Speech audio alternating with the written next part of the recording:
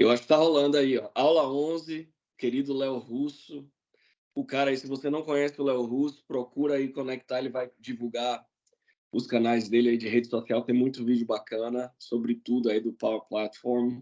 Léo, muito obrigado pela colaboração aí, por estar dedicando tempo e conhecimento aqui para esse grupo. O show é seu, filho. Pode Opa, tocar aí. eu que agradeço, Victor. É um prazer, assim, poder retribuir de uma tecnologia que eu aprendi, assim, e me fez crescer bastante na carreira. E esse trabalho que você faz, cara, é incrível. Você conseguir reunir várias pessoas dispostas a compartilhar conhecimento e várias pessoas dispostas a aprender coisas novas, né? E evoluir. Então, é isso aí. Eu só não estou conseguindo compartilhar aqui. Fala que somente organizadores e apresentadores. Opa, deixa eu mudar isso aqui agora.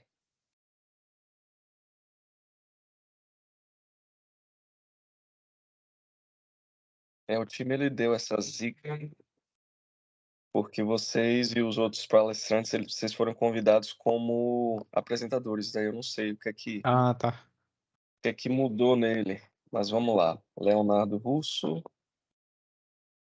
eu não tô conseguindo mudar você. Acho que tem duas pessoas com esse perfil. Deixa eu tentar aqui, só um minuto. Tá bom, qualquer coisa eu saio e entro de novo se precisar.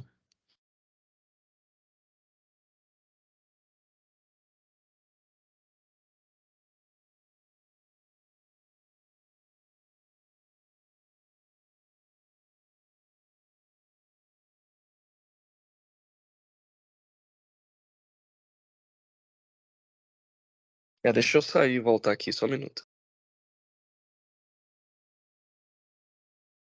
Vou sair e voltar também. Conta uma piada aí, Pedro. É, dá pra fazer aplicativo em 5 minutos, tô brincando, gente.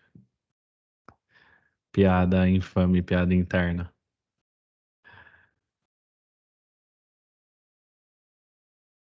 Já contei, o pessoal gostou bastante, Léo, inclusive. Todo mundo aqui riu.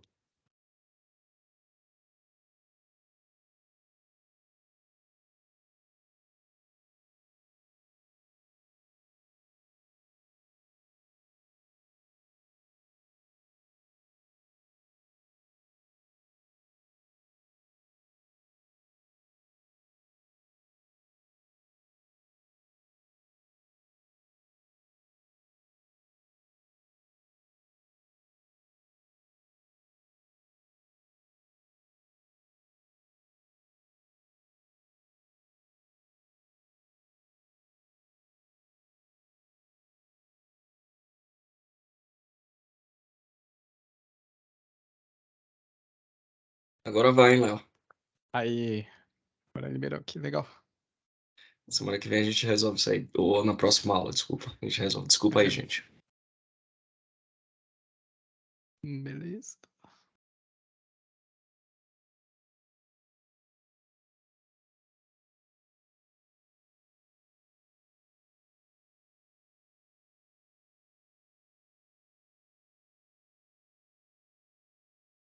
Pronto, achei aqui.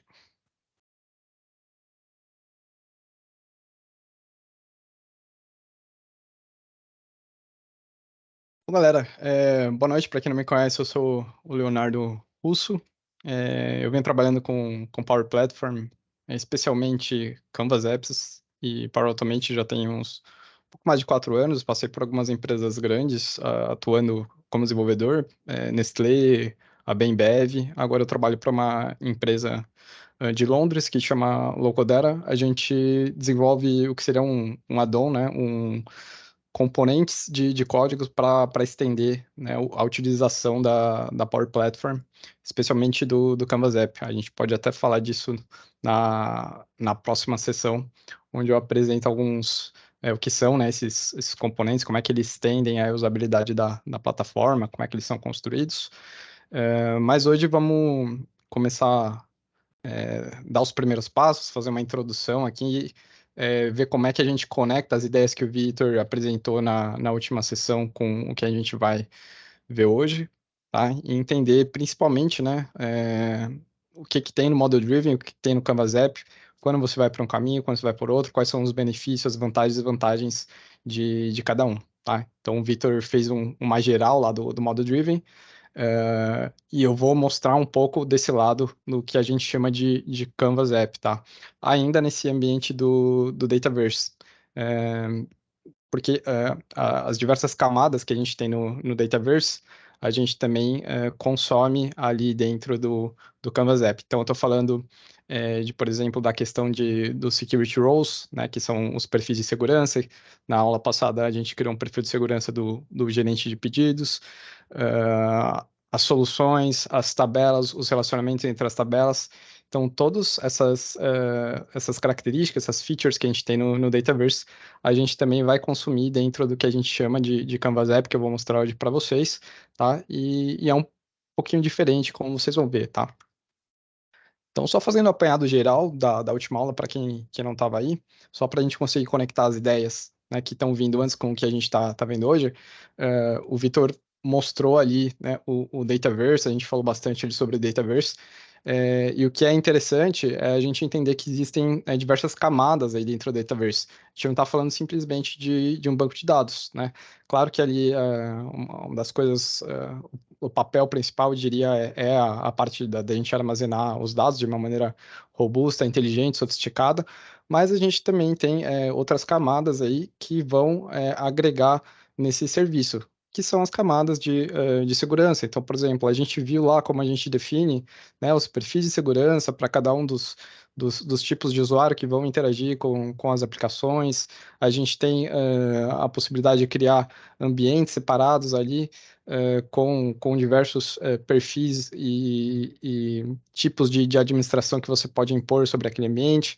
A gente tem auditoria, a gente tem essa questão de autenticação. A gente tem uma camada lógica também, que a gente não vai mostrar aqui, porque algumas coisas até são um pouco mais complexas, mas, por exemplo, existe o que a gente chama de plugin, né, que é uma automação da regra de negócio que você pode fazer ali. Se eu não me engano, é em C Sharp, linguagem de programação. Então, são coisas que você vai encaixando ali dentro, né, do Dataverse, que complementa essa capacidade, essa funcionalidade dos dados, tá? Além disso, na outra ponta, a gente tem a parte da integração, né? Então, a gente consegue interagir com outras plataformas de dados ou não. Então, por exemplo, vocês estão vendo aqui o Azure DevOps, o GitHub. Acho que o Amaral vai falar um pouquinho mais sobre isso, mas, por exemplo, para a gente fazer essa automação de levar uma solução de um ambiente para outro e outros tipos, né, de práticas do ciclo de aplicação do ciclo de vida da aplicação, o Dataverse, o ambiente Dataverse vai permitir com que a gente tenha essa funcionalidade, tá? Então, aqui tá tudo resumido aqui, tá? Depois eu vou compartilhar esse material aqui com vocês, para vocês, caso vocês queiram revisar, estudar. Então, também o Vitor falou um pouquinho, né, de ambientes. Quando a gente está trabalhando ali na Power Platform, seja com Canvas App, com Model Driven, e a gente está caminhando para o que a gente chama de uma solução Enterprise ou uma solução, né, que requer um pouco mais de cuidado, de robustez, de segurança, a gente tem essa prática de operar com o ciclo de vida da aplicação. O que é isso? A gente ter ambientes separados, né, para propósitos diferentes. Então, a gente vai ter um ambiente de desenvolvimento, vai ter um ambiente de teste, um ambiente de produção, tá? O Dataverse tem alguns tipos diferentes de ambiente com características diferentes, tá? Que vão atender esse propósito. Tem ambiente que é esse chamado aqui ambiente de desenvolvimento, né? No qual você, como usuário da plataforma, você consegue ali obter uma licença, né, de desenvolvedor, e dentro daquele ambiente ali você pode brincar à vontade, testar à vontade, né, estudar à vontade,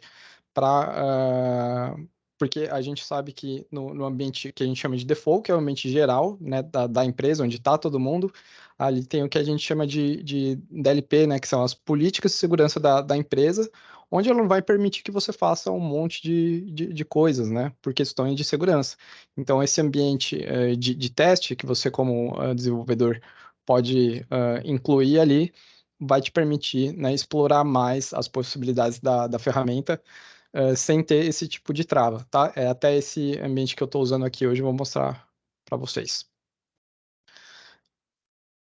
Os perfis de segurança, então, que a gente falou, né? Na última aula a gente viu uma outra visão dele aqui, deixa eu ver se eu consigo abrir aqui. Ou se eu vou direto aqui, ó. Vou direto aqui melhor. Aqui é a parte de administração, né, do ambiente, e aí eu tenho essa parte aqui chamada Security Roles, né? Na aula passada, o Vitor criou um perfil de segurança chamado gerente de pedidos. Vou pesquisar aqui, ó.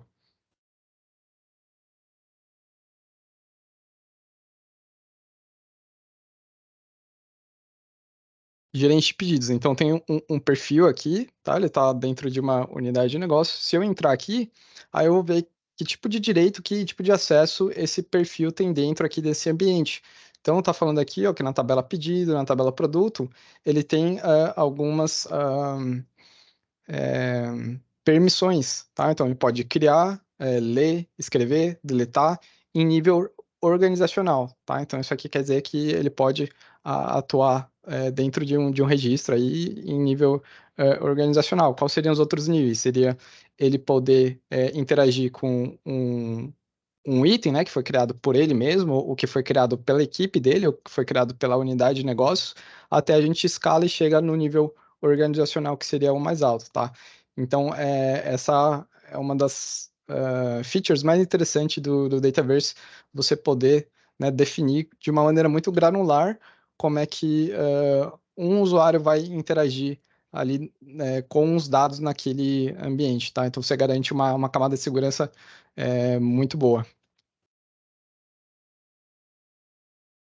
Voltando aqui. Então, esses são os perfis de segurança. Se tiver dúvida, galera, pode interromper aí, porque se deixar para depois, aí de repente a gente perde o fio da meada, tá? Aí falando um pouquinho de soluções, tá? Eu deixei um quiz aqui para responder. Eu achei que no Teams dava pra gente fazer enquete aqui para fazer as perguntas, mas acho que tá travado aqui, né? Mas enfim, o quiz, né? O Vitor, ele começou a criar um aplicativo lá no Model Driven e ele passou esse aplicativo para mim. Não só o aplicativo, né? A gente viu que tinha outros componentes lá, tá? Então a pergunta, né? Qual que é o tipo de solução que o Vitor deveria passar para mim para que eu seguisse fazendo o desenvolvimento dessa aplicação? Não sei se todo mundo está lembrado, a gente falou que tem um tipo de solução que chama Managed e outro que é Unmanaged, tá? Ou, né, aqui na nossa alternativa, tanto faz se fosse Managed ou Managed, ou, na verdade, nem seria necessário uma solução. Então, eu vou responder. Nesse caso, o Vitor passou para mim uma solução do tipo unmanaged, tá? As soluções é o que o Vitor falou que são os containers onde a gente vai colocar os diversos componentes da nossa aplicação para mover de um ambiente para outro, mover de repente, de uma organização para outra. E aí a gente tem dois tipos, né? O managed e o unmanaged. O manage é quando os componentes eles não vão poder ser editados na hora que a gente passar para outro ambiente, né? A gente vai criar uma trava sobre eles para garantir a segurança de que a estabilidade daquela aplicação que foi criada, né? Nada ali vai ser modificado, tá? Então, quando a gente vai colocar no ambiente de teste ou no ambiente de produção, a gente pega esse tipo de solução chamada manage. E quando a gente vai passar, por exemplo, de um desenvolvedor para outro, ou se a gente está num projeto que tem um ambiente de desenvolvimento separado do outro, e depois tem um outro que vai fazer um merge das coisas que estão sendo desenvolvidas, a gente trabalha com esse tipo de solução que é a Manage, que vai permitir que eu faça as customizações, tá? Então, só voltando aqui no ambiente, vou entrar aqui na parte, ó, de soluções. Então, aqui na esquerda, a gente tem uma parte que é de soluções. Essa solução de gestão de venda é a solução que o Vitor passou para mim, e como vocês podem ver, aqui a gente tem diversos componentes. Então, assim, quando a gente está criando uma aplicação, a gente vai começar a colocar várias coisas além do aplicativo. Por exemplo, aqui tem o perfil de segurança que ele criou lá, foi esse Basic Role e o gerente de pedidos. Tem as tabelas, conta, contato, detalhe do pedido. Ele criou um fluxo, né, do Power Automate para executar a ordem de compra. Aí aqui tem o sitemap, tem o Model Driven App, que foi o aplicativo que ele criou, algumas referências de conexão. Então vejam que a gente vai juntar um monte de coisas ali para agregar na solução, né? O que a gente desenvolve não é simplesmente o aplicativo, a gente vai ter várias coisas aí compondo a nossa solução. Então, essa é a solução. E aí, falando do Model Driven Apps, né? O que a gente viu lá na outra aula? Né? A gente viu a possibilidade, né, de criar algumas coisas. E aí, hoje vocês vão ter uma visão melhor de qual que é, né, o pulo do gato, o grande benefício do Model Driven, tá? Então, a grande ideia dele é você conseguir criar, né, uma solução, coloco aqui, ó, partindo dos dados, tá? Então, foi muito interessante porque na outra aula a gente começou com uma modelagem, a gente definiu muito bem o modelo de dados ali para o business case que tinha, e a partir daquele modelo de dados, vocês viram que o Victor foi construindo formulários, foi construindo views, né? Ele não precisou criar nenhuma lógica de negócio, nenhum código, nada, né? A gente simplesmente conseguiu aqui criar uma tabela, a gente conseguiu criar formulários, tá? Simplesmente por conta da gente ter bem definido o nosso modelo de dados. Então, por exemplo, aqui em pedidos, se eu for criar um novo pedido, existe um campo aqui que fala cliente. Então, nesse campo cliente, a gente criou um relacionamento com a outra tabela. E aí eu consigo ver aqui todos os registros que são relacionados a cliente, tá? Então, como o modelo de dados está muito bem endereçado, né, está muito bem feito, a gente consegue facilmente criar uma aplicação lá, construindo os formulários, construindo as views, para fazer um aplicativo funcional, tá? E a gente falou também um pouco de Common Data Model, né? A gente viu que no Dataverse a gente tem um pacote, né, de modelo de dados, de tabelas que já vem nativamente, tá? E acho que o legal disso é que você consegue padronizar os dados dentro de um departamento, de uma organização. Então, a gente começa, se existe um alinhamento sobre isso, né, a gente começa a ver que a tabela de contatos ali vai ser a mesma para todo mundo que está dentro desse universo aí de soluções da Power Platform, né? Então, a gente não corre o risco de o departamento ali vamos supor, marketing e vendas, né? Os dois interagem ali com uma tabela fornecedores, né? A vantagem da gente ter esse Common Data Model é que a gente pode adotar ali o mesmo, os parâmetros, as mesmas colunas e isso ficar mais fácil se no futuro a gente precisar com que uma aplicação converse com outra, tá? Beleza. Então, essa é a revisão, né, do que a gente viu lá sobre Model Driven, sobre Dataverse na última aula. E hoje a gente vai falar do Canvas App, que é um outro tipo de aplicação. Eu deixei uma tabelinha aqui mostrando quais a comparação, né, de um para outro. Inclusive tem o Power Pages aqui também. Mas vamos olhar isso na prática, tá? Como é que isso vai funcionar. Então, eu vou aqui na nossa solução, tá? Quando a gente for agregar um novo componente, a gente vai vir aqui, né? Vou colocar novo, vou colocar app, e aqui ele dá as opções pra gente, tá? Tem o Canvas App, o Model Driven, tem a page, né? Que é a custom page, a gente vai falar disso, mas ainda não hoje. Então eu vou colocar um Canvas App aqui. Quando eu coloco um Canvas App, ele vai perguntar para mim, né, o nome e que tipo de aplicativo eu gostaria de criar, de layout eu gostaria de criar, né, seria no formato de tablet ou de telefone, tá? Vou colocar no de tablet aqui só para ficar melhor para a gente visualizar na tela, tá? Então, só para a gente contextualizar dentro do que a gente estava desenvolvendo. Aqui a gente criou um aplicativo para a gestão de pedidos, né?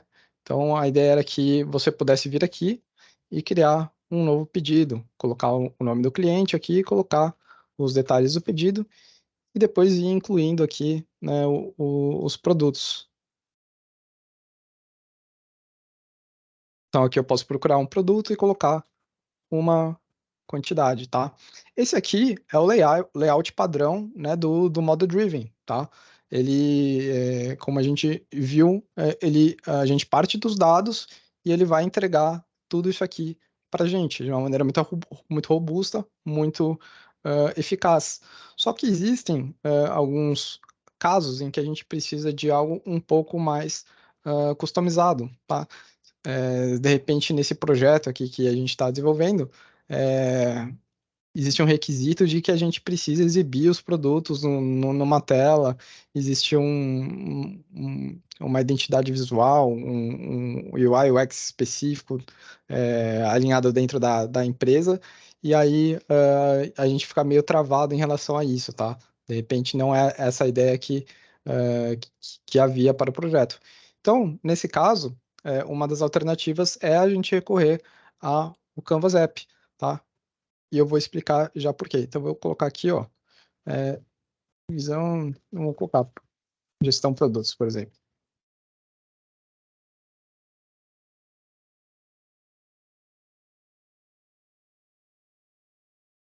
Agora, diferente lá do Model Driven, onde a gente foi definindo tabelas, colunas, formulários, views, né, para ele entregar um aplicativo para a gente, aqui, como vocês podem ver, a gente parte de uma tela em branco. É por isso que chama Canvas. Canvas é uma tela, onde você vai, uma tela em branco onde você vai fazer alguma coisa, né? Então, o que é, né, o super legal daqui é que você vai fazer do seu jeito, né? Do jeito que você quiser. Você não está travado aqui nesse layout, tá? Então isso permite, né, que você pode ter um estilo padrão de aplicativo, com um menu de navegação do lado, um formulário no meio e tal, mas isso também permite que você possa usar a imaginação para entregar a solução que o negócio precisa, tá? Então, vamos dar um overview aqui e entender, né, onde é que está cada coisa, como é que a gente começa a encaixar as partes aqui, tá? Aqui no menu da esquerda, a gente tem o que a gente chama de tree view, né, que é onde vai cascateando os objetos que a gente vai colocando dentro da tela. Então, por exemplo, aqui a gente tem a tela, chamada de Screen 1, né? Eu vou mudar aqui para a tela principal, por exemplo.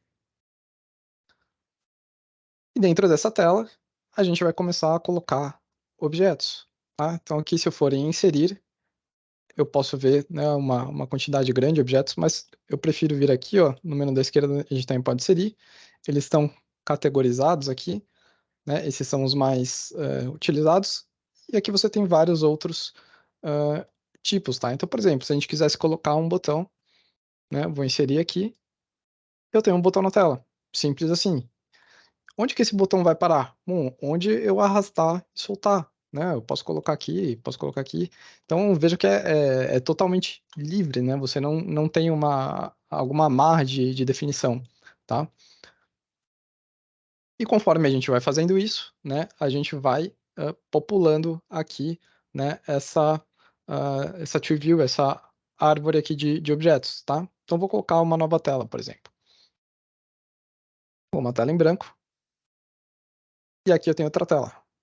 Então, eu posso colocar mais objetos aqui dentro, tá? Então, dessa vez eu vou colocar um rótulo de texto. Beleza. Entendemos, né, como a gente coloca os objetos aí na tela. Agora vamos entender como é que a gente começa a personalizar esses objetos para atingir um objetivo, tá?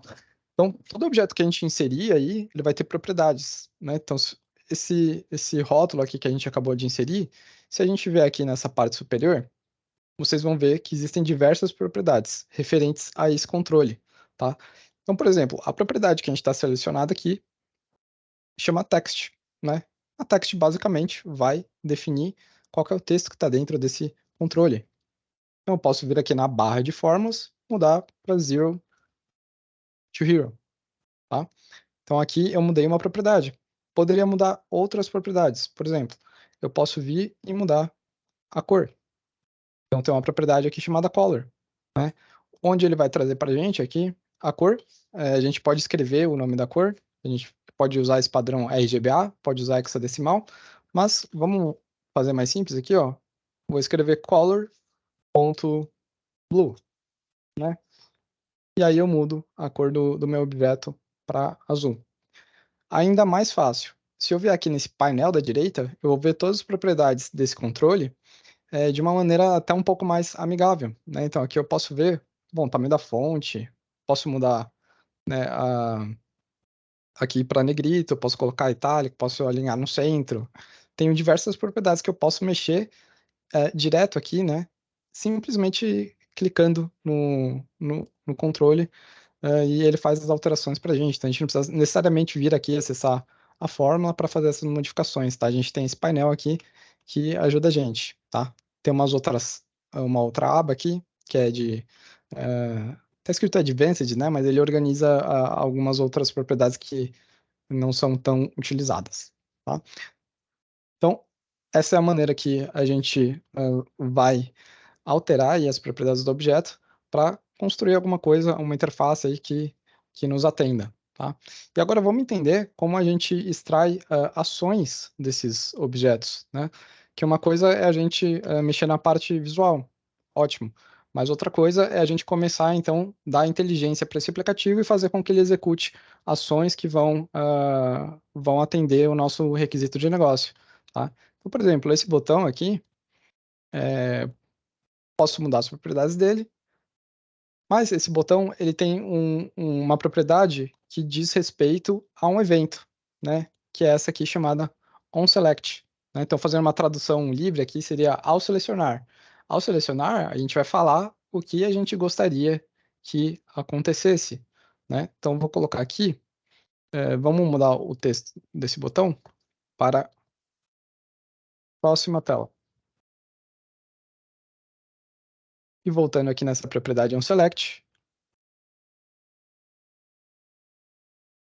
aí eu vou apagar aqui e a gente vai usar uma forma chamada Navigate. Então, as fórmulas aqui no Canvas App é o que a gente chama de Power Effects, né? Esse effects, se vocês derem uma olhada aqui no Excel, essa barrinha de fórmula é o mesmo effects que a gente tem aqui, ó, no Excel, tá?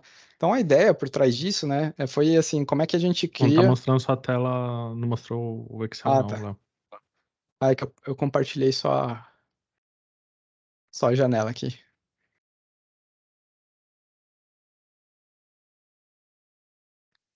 Mas tudo bem. Então, vamos seguir assim, senão eu vou ter que derrubar e voltar de novo. Se vocês olharem lá no Excel, tem na barrinha de fórmulas, ela é exatamente igual a essa aqui, ó. Tem esse símbolo aqui, onde você vai ter as funções, tá?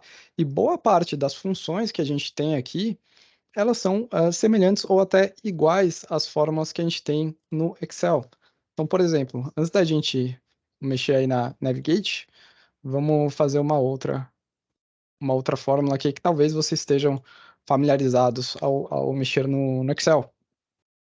Por exemplo, existe uma fórmula no Excel que é exatamente igual a que a gente tem aqui, que chama left. O que o left faz? Ele vai pegar uma quantidade de caracteres a partir da esquerda, né, de uma palavra, tá? Então, eu vou colocar aqui, ó, 0 to hero. E aí que eu vou colocar 4, né? E aí eu pego os 4 primeiros caracteres dessa frase, ou dessa palavra, dessa string, tá?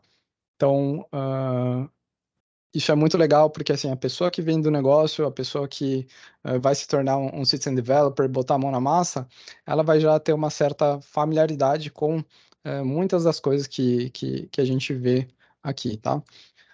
Então, voltando aqui para o botão, a gente vai usar essa forma Navigate para mudar de tela. Então, olha só, eu coloco o Navigate aqui e eu vou falar para qual tela que eu quero navegar. E ele já sugere aqui para mim, ó. Eu tenho a Screen 2, o Screen 2, e tenho a tela principal. Então, vamos navegar para a próxima tela aqui. E eu posso fechar aqui já esse parênteses. Vamos dar um play. Isso aqui é outra coisa interessante também. Para a gente testar o aplicativo, né? A gente simplesmente pode vir aqui, ó, e apertar o play que ele vai dar um preview, né? Vai dar uma prévia de como está o nosso aplicativo, tá? Então a gente não precisa sair daqui para publicar ele para você ir em outro lugar e testar. Você pode fazer isso aqui, tá? Outra coisa interessante, que é uma feature nova, isso aí é muito recente, é a possibilidade agora de você mudar aqui, ó, e ver como é que o seu aplicativo vai se comportar em outros dispositivos, tá? Então tem uma série muito grande aqui de dispositivos que você poderia testar. Então, por exemplo, como é que ficaria esse aplicativo no iPad 10 polegadas, tá? Aí ele dá um preview aqui pra gente. Isso não tinha antes, tá? Assim, é muito recente mesmo. É bem legal porque dá uma noção maior, né, de como vai ficar para aquele determinado dispositivo. Às vezes a gente está fazendo aqui, na hora que a gente publicava, ia olhar num celular ou ia olhar em outro dispositivo, a gente via que não ficou tão legal. Então esse recurso aqui ajuda muito a gente, tá? Então voltando aqui, agora como é que eu saio aqui? Isso é novo, não aprendi a mexer. Vamos voltar para a tela normal, beleza. Então aqui, se eu clicar agora em próxima tela, eu naveguei para a próxima tela, tá? Então é simples assim, é uma fórmula que a gente chama de imperativa, ela vai falar exatamente o que vai acontecer, tá? Então, navegar para a próxima tela é muito amigável, né? A forma como a gente coloca a lógica dentro do aplicativo. Vou fazer uma pausa de 10 segundos para tomar uma água e se tiver perguntas, alguém quiser abrir o microfone, eu não estou acompanhando aqui no chat. Leonardo, tudo bem? Deixa eu te fazer uma pergunta, cara. Eu achei bem semelhante o jeito de mexer até quando você fala do Power BI, né? E aí a minha pergunta é, por que usar o Canvas App e não o Power BI, já que a gente vai ter licença de Pokémon? Uhum. Legal. Assim, acho que tudo depende da estratégia do projeto, né? Qual que é o objetivo, o que você precisa oferecer de solução num projeto. Então, por que eu vou utilizar o Canvas App ao invés do Power BI? Bom, que é o grande poder do Power BI é você interagir, né, com um ecossistema muito grande de dados, fazer tratamento dos dados, criar visualizações, né, inteligentes, compartilhar isso com a sua organização. Enquanto aqui, o principal objetivo do Canvas App não é criar visualizações de dados. Dá para colocar gráfico aqui? Tá, mas não é esse, né, o principal objetivo. O objetivo é a gente criar uma aplicação de negócio que possa resolver, né, um problema de determinada área ou aproveitar uma oportunidade, tá? Então, são ferramentas com propósitos distintos, eu diria. Entendi, é mais criar um programa em si, né? Exatamente. Então, por exemplo, se eu precisar fazer, né, da mesma forma que o Vitor fez aqui, né, isso aqui é uma aplicação, onde você vai coletar dados, onde você vai editar dados, onde você vai disparar gatilhos de automação, dentre outras coisas, né? Então, essa é a mesma ideia que a gente vai elaborar aqui, né? Como é que a gente cria uma aplicação que resolve um problema de negócio, né? Que permita que eu interaja com dados, que permita que eu interaja com automações, que eu crie lógicas aqui dentro, que eu crie regras de negócio. Então, essa é a grande sacada aqui do porquê você usar o aplicativo. Entendi, obrigado. Boa. Então, vamos começar a fazer alguma coisa mais palpável para a gente. Léo, Oi? boa noite, Thiago. Oi, Thiago. Uma pergunta. O Figma entraria nisso aí em que momento? Boa. Em diversos momentos, mas eu diria que depende da situação e do projeto, tá? Por quê? Quando você está num projeto enterprise que você tem uma equipe ali de 10 pessoas atuando para desenvolver uma aplicação, é comum que você tenha alguém dedicado à parte de UX UI. Então, esse profissional, né, a especialização dele é essa, fazer a prototipagem, né, de baixa fidelidade ou de alta fidelidade lá no Figma, né, para isso entendendo todo o requisito do negócio e propondo ideias que façam sentido para resolver o problema, tá? E normalmente nesses casos, esse profissional vai passar para o profissional que é o desenvolvedor, né, qual que é a cara da solução, né, como que estão distribuídas as telas, qual que deve ser a apresentação, a identidade visual, o que tipo de comportamento o aplicativo deve ter.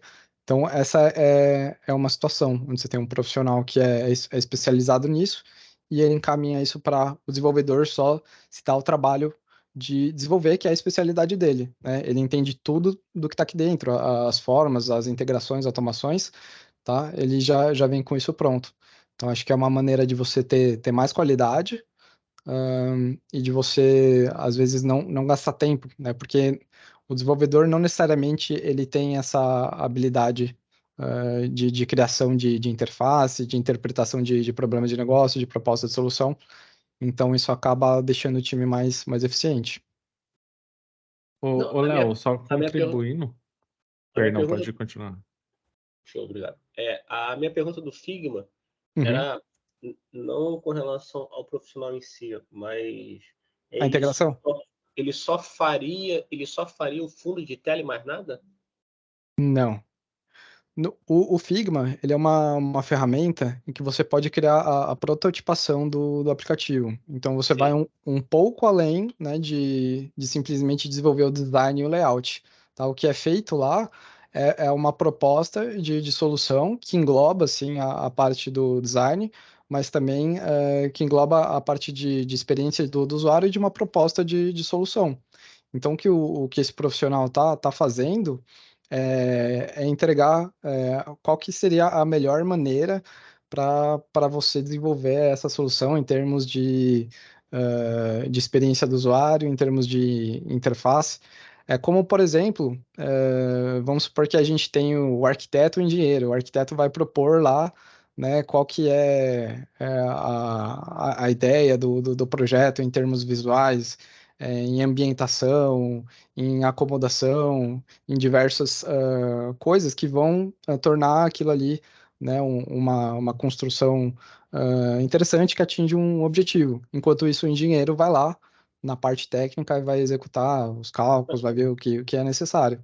Sim, Então, a minha pergunta era relacionada também ao conector que criaram, né, do Figma. Foi por isso que eu perguntei se aham. era só a parte do background, entendeu? Sim, sim. Recentemente também a gente teve essa.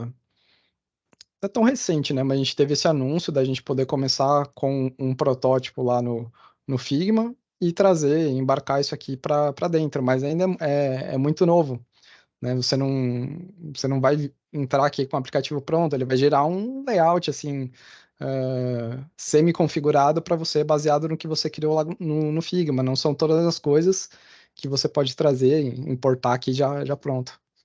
Entendi. Pedro, você queria Eu ia acrescentar falar aí? que também o Figma, muitos desenvolvedores usam para fazer mockup. Uhum, Então tem aquele, antes de você pôr a mão na massa, efetivamente, às vezes depois disso ir para uma esteira de validação com as gerências e sempre volta cheio de desejos, né? O pessoal sempre quer mudar sim. porque o pessoal se empolga, né? Acaba se Uhum, empolgando porque vê as coisas acontecendo ali. Então geralmente o pessoal usa o Figma, até outros, enfim, outras aplicações para fazer um mockupzinho ali, fazer um rascunho já para levar inicialmente, fazer uma validação inicial, ver se está uhum, aderente, porque aí evita todo esse retrabalho. Depois você, às vezes, você já fez já fez a concepção ali do app, né? Pensando uhum, ali, pô, cada coisa se encaixa aqui harmonicamente, aí depois você tem que voltar e fazer toda essa modificação. perfeito. Show. Deixa eu ver no chat aqui se não Tem tiver alguém com a mais mão levantada aí, perguntas. não sei se. Sou eu, Ricardo, aqui. Boa noite a todos, tudo bem? Oi, Ricardo, boa noite. Você comentou aí dos dez profissionais trabalhando num projeto, né? Eu fiquei curioso para saber Uhum, como mais de um profissional atuaria, né, no desenvolvimento de um uhum, app, né? Investionado, alguma coisa nessa linha? uhum. Sim, quando a gente fala aplicação, né, a gente não está falando de uma única coisa, a gente tem algumas frentes diferentes, né? Então pode ser que num projeto que é muito grande, sei lá, para uma empresa muito grande, a gente tem o que a gente chama de um squad, né? Então a gente vai ter uma frente de Power BI, onde você vai ter dois profissionais ali né, desenvolvendo Power BI, porque existe tanta demanda, tá? Que cabe ali ter dois profissionais assim. Aí você pode ter um profissional aqui que vai atuar desenvolvendo um aplicativo Canvas App, como é esse modelo aqui, né? E tem um outro profissional que ele pode ser mais especializado nessa parte de model driven, tá? Ou mesmo na parte do Power Pages, tá? E aí você também tem outros profissionais que podem agregar nesse time, como é o caso de um profissional de UI UX.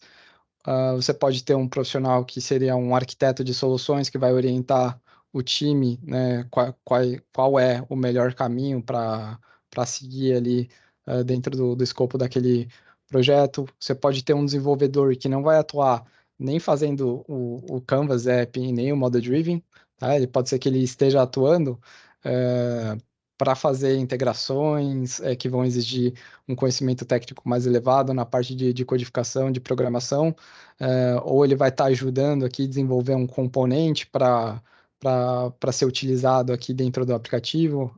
Eu vou mostrar depois, né, que existe essa possibilidade de um cara que é desenvolvedor mesmo, ele ajudar o cara que está fazendo isso aqui através de código, ele pode criar um componente que algo personalizado, né? Vai além do que a gente tem aqui. Então, a gente tem esses objetos aqui que são os padrões, mas eu posso desenvolver um componente de código que vai, sei lá, ser outra coisa. Pode ser um Kanban, pode ser um gráfico, pode ser alguma coisa que atenda o meu projeto, tá?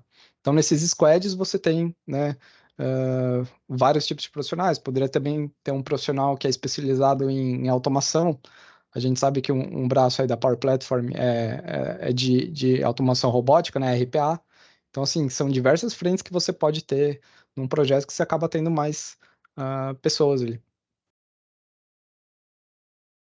Valeu, obrigado.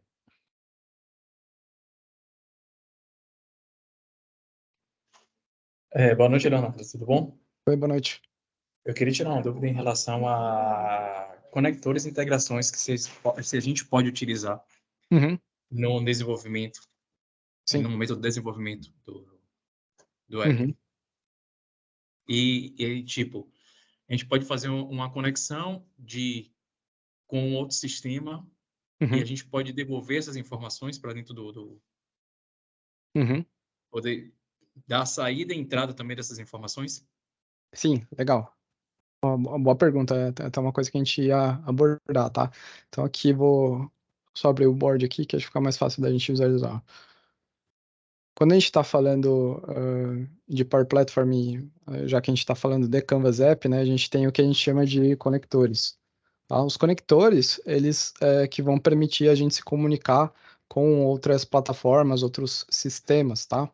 Então, esses conectores aqui, eles vão estar divididos basicamente em dois grupos, né? A gente vai ter o que a gente chama de Premium e o que a gente chama de Standard. Tá? São dois tipos diferentes de conectores, mas sim, eles têm o mesmo propósito, tá? E aí, falando numa linguagem mais técnica, o que é um conector, né? Eles são APIs, tá? APIs, falando a grosso modo, é a maneira como os sistemas hoje em dia se comunicam, tá? Então, um sistema se comunica com outro através disso que a gente chama de API, tá? E assim a gente consegue conversar, né, tanto para mandar informações para esses outros sistemas, quanto para receber informações, tá? Então, respondendo à pergunta, sim, a gente pode tanto receber como mandar informações, tá? Através dos conectores. Só para ilustrar um pouquinho mais aqui,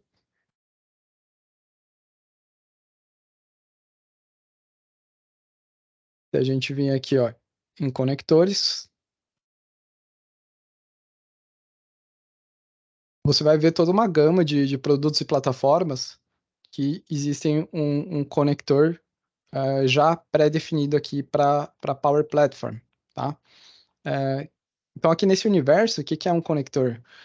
Vamos pegar um exemplo aqui de algum serviço mais popular.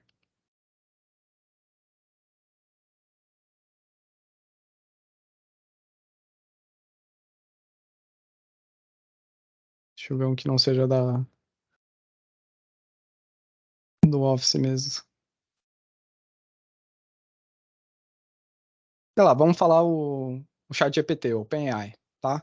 Eu posso conectar o meu aplicativo, a minha automação com o chat GPT? Posso. Por quê? Porque o chat GPT, ele disponibiliza, né, uma API para que outros sistemas se comuniquem com ele, tá? Alguns conectores já estão pré-definidos aqui, isso quer dizer que a gente já tem nessa conexão previamente criada para a gente só vir aqui plugar e executar as coisas que a gente precisa. Outros conectores não tão pré-definidos aqui, né? E aí a gente tem a possibilidade de criar o que a gente chama de um conector personalizado, tá? Que aí basta que o serviço, a plataforma que a gente queira se comunicar tenha aí uma porta de comunicação, aí a gente pode fazer essa definição. Tanto para o Power Automate quanto para o Power Apps, tá? Então tem até um fluxo aqui que eu tinha separado para a gente mostrar depois, mas eu vou já aproveitar a pergunta e colocar aqui, tá? Então, por exemplo, vamos supor que eu quero que o meu aplicativo se comunique com uma plataforma que vai dar para a gente a cotação do dólar, tá? Então, esse site aqui, ó, deixa eu pegar ele no Google, porque aqui ele vai dar.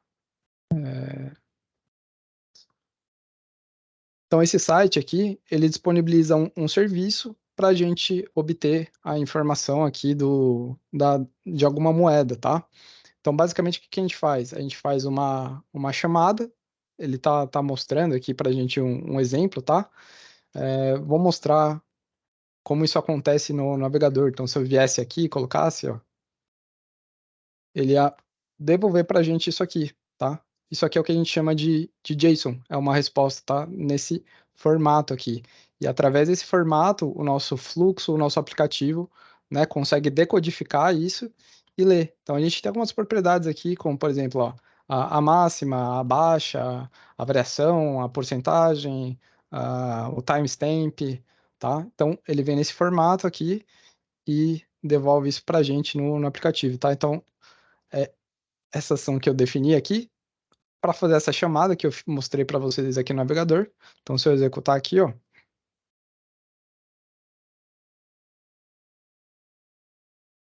o meu fluxo fez essa chamada e recuperou justamente, ó, essas informações aqui. E aí eu posso pegar essas informações e usar no meu aplicativo, aplicar na minha regra de negócio. Tá? Esse aqui é um exemplo muito simples, mas é assim que a gente constrói as integrações. Então, nesse exemplo aqui, não existe esse conector aqui que a gente fez, essa chamada aqui, ele não existe lá nos conectores prontos. Então eu vim aqui, né, rapidinho, nesse caso aqui foi bem simples, né, eu só coloquei aqui o endereço, né, onde a gente faz a chamada e recebemos a informação de volta, tá? Nos outros casos, aí a gente tem aqui, ó, os conectores prontos. Então, por exemplo, Excel já tem uma ação definida para deletar uma linha, para pegar uma linha, para pegar a planilha, para rodar um script, aqui para mandar um e-mail, para criar um chat no Teams, tá? Então, tudo isso aqui já está pré-definido aqui. Esses são os conectores que já tem prontos aqui.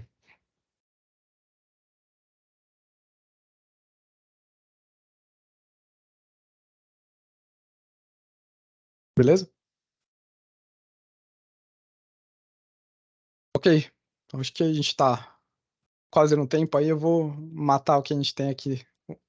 Matar não, né? Eu começar aqui o que a gente tem no aplicativo e vamos falar justamente dessa questão, né? Como é que o aplicativo vai se conectar a outras coisas, né? Então, no caso do Model Driven, a gente criou lá as tabelas e tal, aí a partir das tabelas a gente criava formulários, a gente criava as views, e aqui no Canvas App, né? Como é que a gente vai fazer? A gente vai justamente trabalhar com esses conectores aqui. Então, esse terceiro ícone aqui, ele é o que diz respeito aos dados, tá? Então, eu posso vir aqui e dar um Add Data, e aqui eu vou ver não só as tabelas que tem no meu ambiente do Dataverse, como eu também vou poder procurar outros conectores. Então, se eu quisesse me conectar com o OneDrive, por exemplo, né? Eu vou pesquisar ele aqui, vou dar um clique, ele vai dar um aviso aqui, porque a gente precisa criar essa conexão, dou um conectar aqui. E eu criei. Então aqui, vocês podem ver que eu estou vendo algumas planilhas que eu tenho lá no meu OneDrive já, tá? Se eu quisesse me conectar com uma planilha dessa, simplesmente eu clicaria aqui, tá? Eu não sei se essa daqui não vai fazer muito sentido eu mostrar para vocês, mas aqui eu já estabeleci uma conexão, tá? Então eu posso me conectar a outros serviços, por exemplo, o Planner, posso me conectar ao SharePoint, tá? Então esses aqui, que a gente está pesquisando aqui, são os conectores que são, né, pré-definidos, tá? E aí vocês podem ver que tem um diamantezinho aqui, ó, do lado de alguns, quer dizer que esse conector é premium, ou seja, ele vai exigir uma licença a mais para você utilizar ele. Se você colocar um desse aqui, seu aplicativo se torna um aplicativo premium que vai exigir licenças premium dos seus usuários, tá?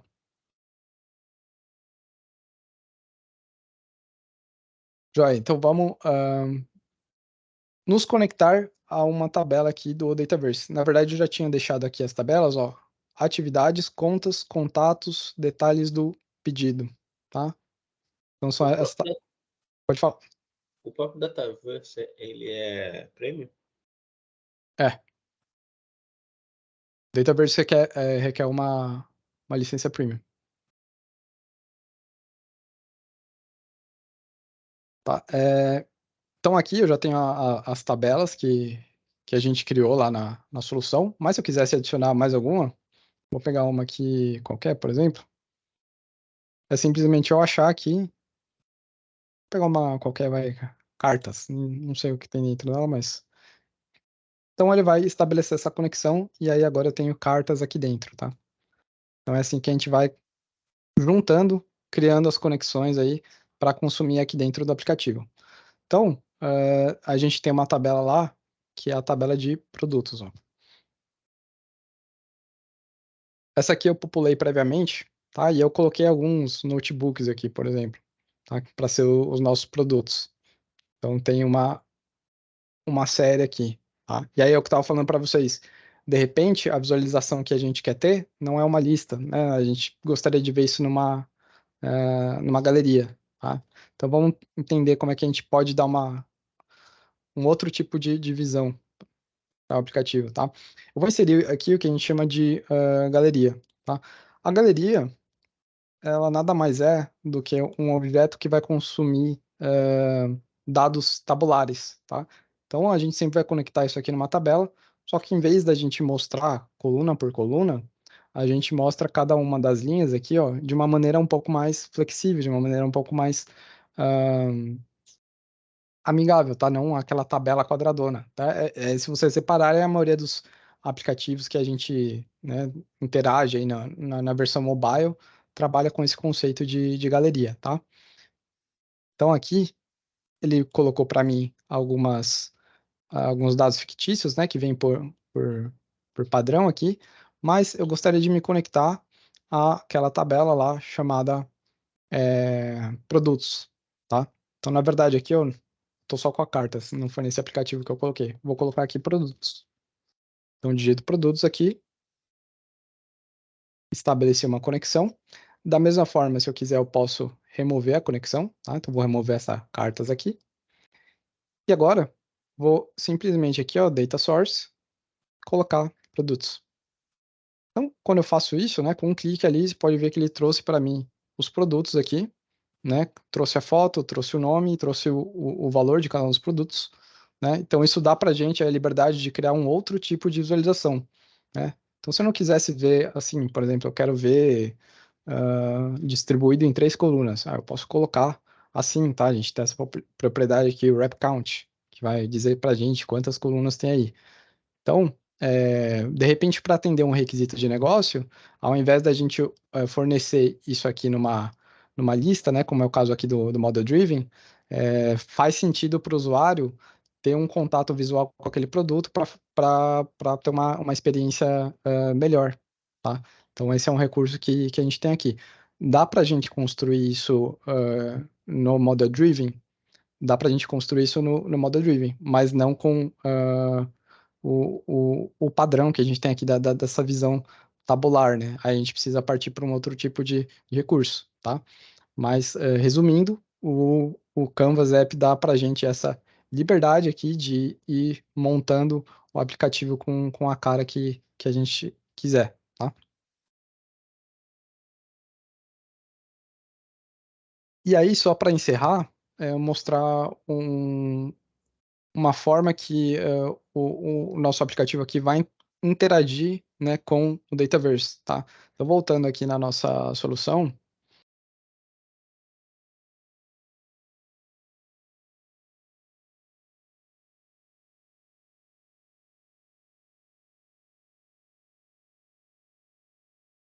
a gente tem a tabela de produto, tá? Então aqui a gente pode definir algumas coisas sobre essa tabela. Lembra lá dos perfis de segurança? A gente definiu o que cada usuário pode ou não fazer dentro de uma determinada tabela, tá? E isso o Canvas App vai respeitar. Então, se no nosso perfil de segurança estivesse falando que eu não tenho direito de leitura desses registros aqui, essa tabela aqui estaria aparecendo vazia, tá? Para exemplificar isso, eu vou mostrar aqui nessa parte de views, tá? Então, se a gente voltar aqui no Model Driven, vocês vão ver que aqui, ó, a gente tem, né, esse tipo de seleção que mostra para a gente as views. Ele vem por padrão essas duas aqui, ó, ativo e inativo. Tá? Que basicamente diz respeito ali, né, a uma coluna padrão também. Deixa eu voltar aqui. Se eu colocar aqui e selecionar o item, eu tenho essa opção aqui de ativar. Eu vou deixar esse aqui inativo só para a gente ver isso no Canvas App também, tá?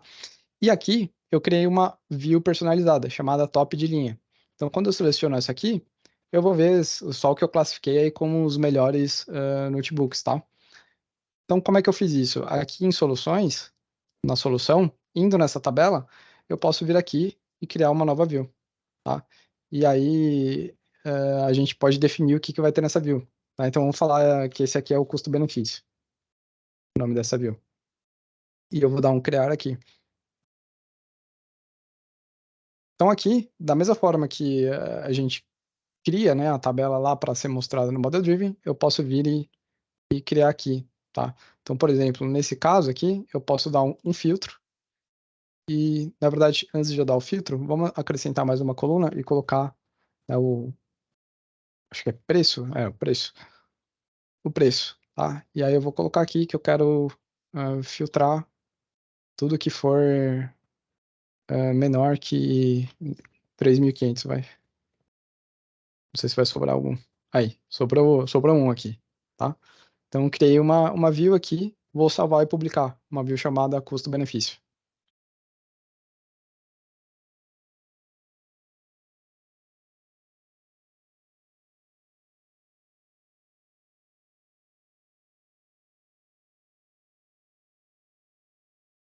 Então, se eu voltar aqui no Model Driven, acho que já vai estar aparecendo aqui porque a gente publicou. Eu tenho agora uma view chamada custo-benefício, que vai mostrar só esse cara aqui para mim, tá?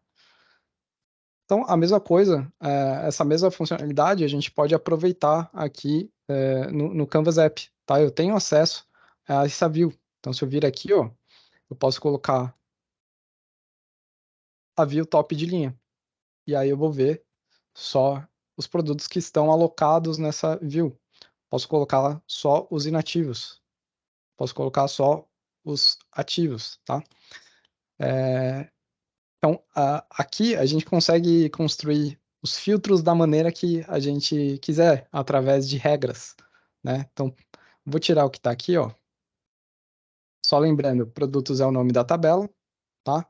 Vamos ver como a gente faz um filtro. Vou colocar filter aqui. E aí eu vou dizer que preço tem que ser menor que 5.000, tá? E aí ele deixa aqui para mim alguns. Vamos colocar menor que 4.000, tá?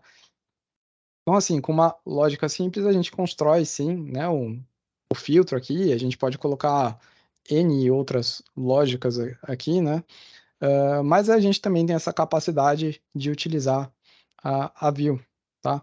Porque o que a gente vai ver, né, vamos colocar só mais um exemplo aqui.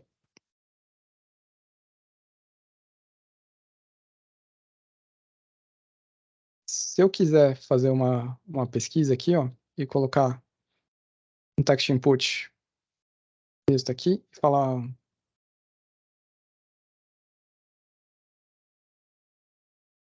colocar assim, ó,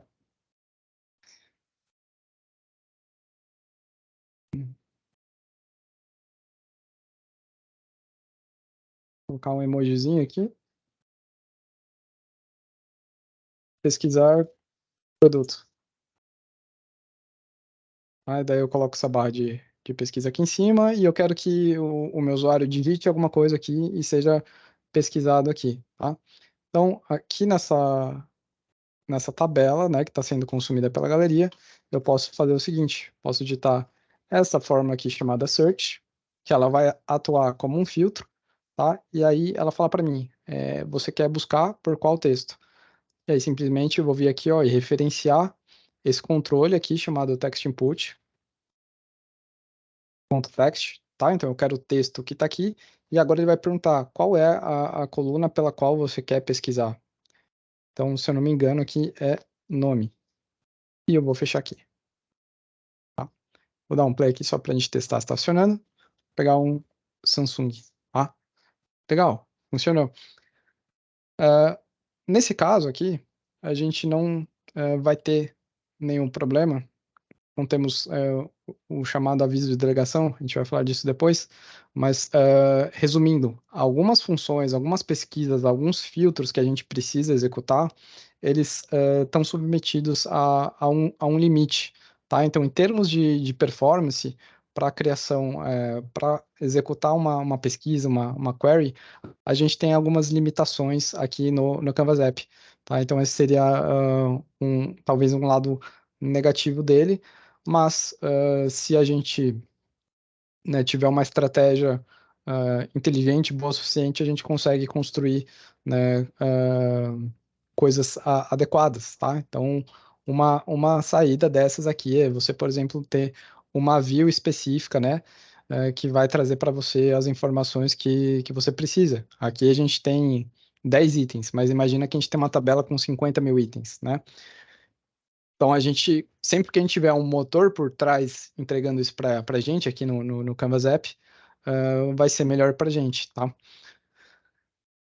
Então, acho que é isso, é só a última coisa aqui para fazer essa comparação, né? Como funciona isso aqui no Model Driven, né? A gente já tem essa funcionalidade de filtro embutida aqui, né? Você está vendo filtrar por palavra-chave. A gente tem os filtros aqui que a gente pode ir construindo aqui, né, com várias regras, pode salvar até essas visualizações, e tem até um filtro avançado, né, que permite você fazer uma busca muito mais a fundo, né, e olha só, tudo isso, assim, já vem pronto, né, você não precisa construir nada. Então, em termos, assim, de robustez com a interação dos dados, o Model Driven ele vai entregar muito, tá? Enquanto aqui no Canvas, você também consegue atingir bons resultados, mas lembra que isso, né, depende de quem está sentado aí na cadeira, né? Então tem que tomar cuidado ali com o que você está desenvolvendo, seguir boas práticas, entender o que você está fazendo, para não ter uma aplicação com uma performance ruim ou trazer dados que não condizem com a realidade. Então é isso, eu vou encerrar por aqui. Se tiver perguntas, eu fico por aqui ainda para responder, e aí a gente retoma essa saga aí do Canvas App na próxima aula. O João e o Márcio estão com a mão levantada, o João primeiro. A pergunta é a seguinte, você puxou aí uma tabela no Dataverse, uma tabela do Excel, parece, né? Dá para fazer, tipo assim, eu crio uma tabela relacionada ali, 3 tabelas relacionadas e jogar no OneDrive, dá para trazer para a interface? Legal. O Didi em partes. Essa tabela que eu peguei, tá? É uma tabela do Dataverse mesmo. É a tabela de produtos, que é a mesma que a gente está vendo aqui no Model Driven, tá?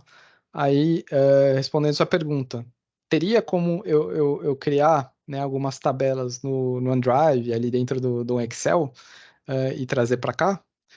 Teria, né? Não só no Drive, pode ser uma planilha no SharePoint, pode ser uma lista ali no SharePoint, pode ser N fonte de dados, né? Você consegue trazer aqui para dentro e consumir. A questão a pergunta é assim, se eu criar, por exemplo, 3 tabelas, 4 tabelas, N tabelas ali no MariaDB da vida, Uhum. jogar essas tabelas no OneDrive e conseguir se conectar com elas sem o gerenciador. Sim, você tem, como estava falando, né? Com os conectores, você tem essa versatilidade, essa opção de se conectar a diversos serviços, tá? Então você não está restrito ao Dataverse. A gente mostra o Dataverse, sim, porque é uma solução fantástica, né? Não só em termos da base de dados, mas contempla um monte de outras coisas, tá? Mas respondendo sua pergunta, sim, você pode, não só nesse caso, mas com outros vários casos, se conectar a outros serviços. Ok, Leonardo, obrigado. Ué. Próximo é o Márcio. Boa noite a todos. O áudio está ok. Leonardo, parabéns pela apresentação, cara. Eu achei a aula muito bacana, clara.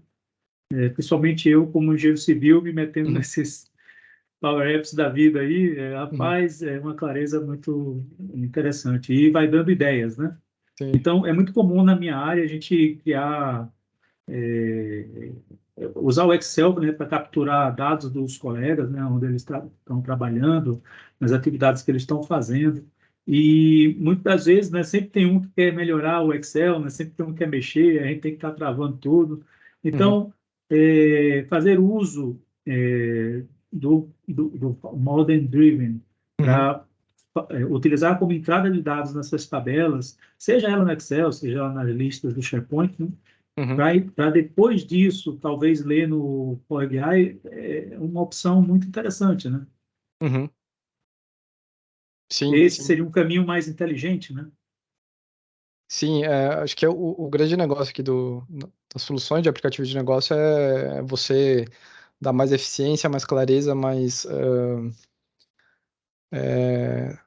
ter dados mais com uma qualidade maior, né? Então você constrói muita coisa em cima dessas soluções que você oferece para o negócio e aí você pode ter uma análise de dados muito mais apurada, né? Já é um spoiler do que eu vou falar É. no módulo de Power BI. Mas basicamente é isso. Você garante, você busca mecanismos para ter um dado com a qualidade maior. Então, assim, às vezes, deixar um Excel aberto para o usuário ficar digitando, um monte de gente ficar digitando, nem sempre as pessoas vão respeitar o tipo de dado, se é uma coluna, né, de data, uma coluna de valor. E aí, quando você traz isso para o Power BI, você acaba tendo um monte de problemas. Então, às vezes, o Power Apps, ele é uma estratégia para você cercar aquele dado e garantir que o que vai ser imputado é o dado mais correto possível. Aí você extingue esse problema na ponta, que ali é o dashboard. Isso mesmo. E a turma fica animada, né? Ah, tem um aplicativozinho aqui, dá para a gente... tem um aplicativozinho. E aí ainda coloca linkado lá na equipe do Teams, né? Aí a turma fica... Ah, não tem dificuldade para encher isso? Não, não tem, cara. Não, esquece aquele Excel. Porque o problema também é o nome da planilha, né? O pessoal fala aquele, depois esse, mais aquele. É tanto esse e aquele que você não sabe qual é o Excel que o cara tem que preencher. Então, fazendo uso do ambiente do Power Apps, eu acho assim, que dá uma motivada aí na galera. Obrigado pela aula, pessoal. Valeu. Não, esses exemplos são ótimos, porque quando a gente falou sobre o papel do Citizen Developer, a hora que a gente começou a fazer mais o hands-on, mais a parte prática, o exemplo foi o seguinte: a gente chegou na solução atual, que é que o Léo está usando agora, como parte do modelo do banco de dados, baseado num problema que nós criamos, que a ideia é a seguinte: você trabalha numa empresa e nessa empresa tem um arquivo Excel que é utilizado por toda uma equipe e todo mundo tem que imputar os pedidos nesse arquivo Excel, tá? Esse era o problema. A ideia é que cada um de nós aqui se imaginasse dentro dessa empresa e tivesse conhecimento dessas ferramentas, no caso do Power Platform, para gerar soluções para resolver esse problema. Então, você começa com a ideia do aplicativo, né? Posso colocar um aplicativo na frente para fazer esse controle, né, de input de dados. Beleza, colocamos o aplicativo no ar. Aí você começa a supor, ou imaginar o que seria esse cenário aí na vida real. A hora que você criou o aplicativo, você resolveu o problema de input de dados. Aí, o que poderia vir depois? Alguém vai falar assim, o gerente tal, ele quer ter acesso a essas informações de pedido para ter uma ideia do que é esse funil aí de compras, né? O que está chegando de faturamento para a empresa. Então tá, vamos colocar então essas informações no Power BI. Aí colocou no Power BI, resolveu esse problema, o chefe está feliz, tá?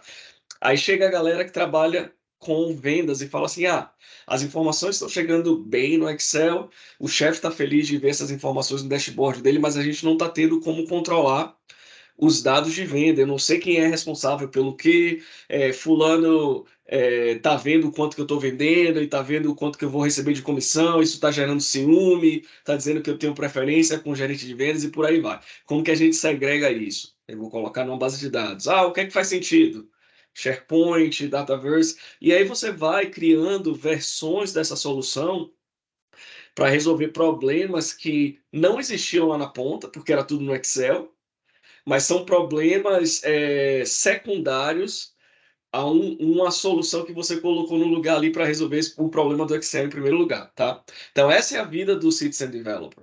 Você resolve o problema pontual e aí você vai ter várias iterações ou versões daquela solução, que pode ser que você chegue na utopia da versão final, e pode ser que nunca chegue, mas o valor agregado não é necessariamente o produto final, a Ferrari que você construiu lá 5 anos depois, não.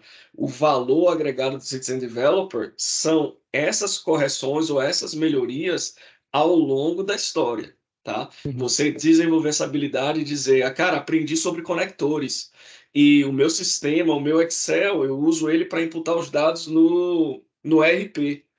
Eu aprendi sobre conectores, vou tentar conectar a minha base de dados ao ERP. Pronto, resolvi esse problema. Já vou liberar a pessoa que digitava aí para fazer uma outra coisa melhor na empresa. Mas essa é a ideia. Então, essas discussões que a gente está tendo, eu torço para que vocês vivam isso, para quem ainda não está na área, que vocês vivam isso no futuro bem próximo, tá bom? O Vitor, se me permite, essa sua habilidade de ler a mente das pessoas aqui está ficando muito alta, viu? Você praticamente leu 92,8% do que é minha realidade, exceto pela questão de vendas, né? A gente é mais na área de contratos, então é mais dados de contratos, aditivos, datas chaves para algumas coisas, contadores de tempo para vencer algum prazo, e eu tenho me virado, foi muito difícil tirar do HD e colocar na nuvem, mas a turma foi aceitando, e da nuvem ir para o BI com um painel assim super horroroso, porque eu sou zero de design, mas contrataram um design lá para a gente, eu falei, cara, tu vai fazer os fundos dessa tela. Pô, mas eu não sei nada de BI. Eu falei, não, você precisa saber de design, é tua área, né? Aí colocamos lá um fundo bonitinho, aí chegou um e disse, não, mas só mudou a cor. Só a cor mesmo que mudou. Mas é isso aí, a motivação, e vocês não deixam de ser um grande estímulo para que a gente fique se desafiando, fazendo aqueles testezinhos ali num exemplo para não estragar logo a alegria da galera, porque quando tem um erro, é o Teams que não funciona, é esse negócio aí que não está dando certo. Mas alguns têm paciência e suportam os nossos erros, a gente corrige ali, volta e acaba usando a presença de vocês e eventos como esse como um estímulo para tentar dar um passo e ficar, vamos dizer assim, um passo à frente da comunidade ao qual eu participo, né? Porque vocês são fantásticos, cara. Parabéns e muito obrigado aí pelas aulas. O pessoal que apresenta aqui, eu sempre repasso os elogios para ele. Eu não sei se eu consigo enxergar o que está na cabeça das pessoas, mas a minha calvície está diretamente relacionada ao sofrimento que já passei na indústria. Tá?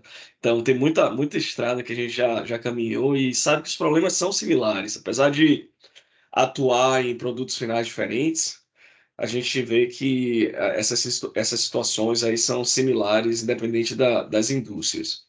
Eu agradeço os elogios, Márcio, e jogo de volta para você e outras pessoas que sempre mandam mensagens aí, às vezes mensagem direta, incentivando a gente continuar compartilhando, e vocês também compartilhando.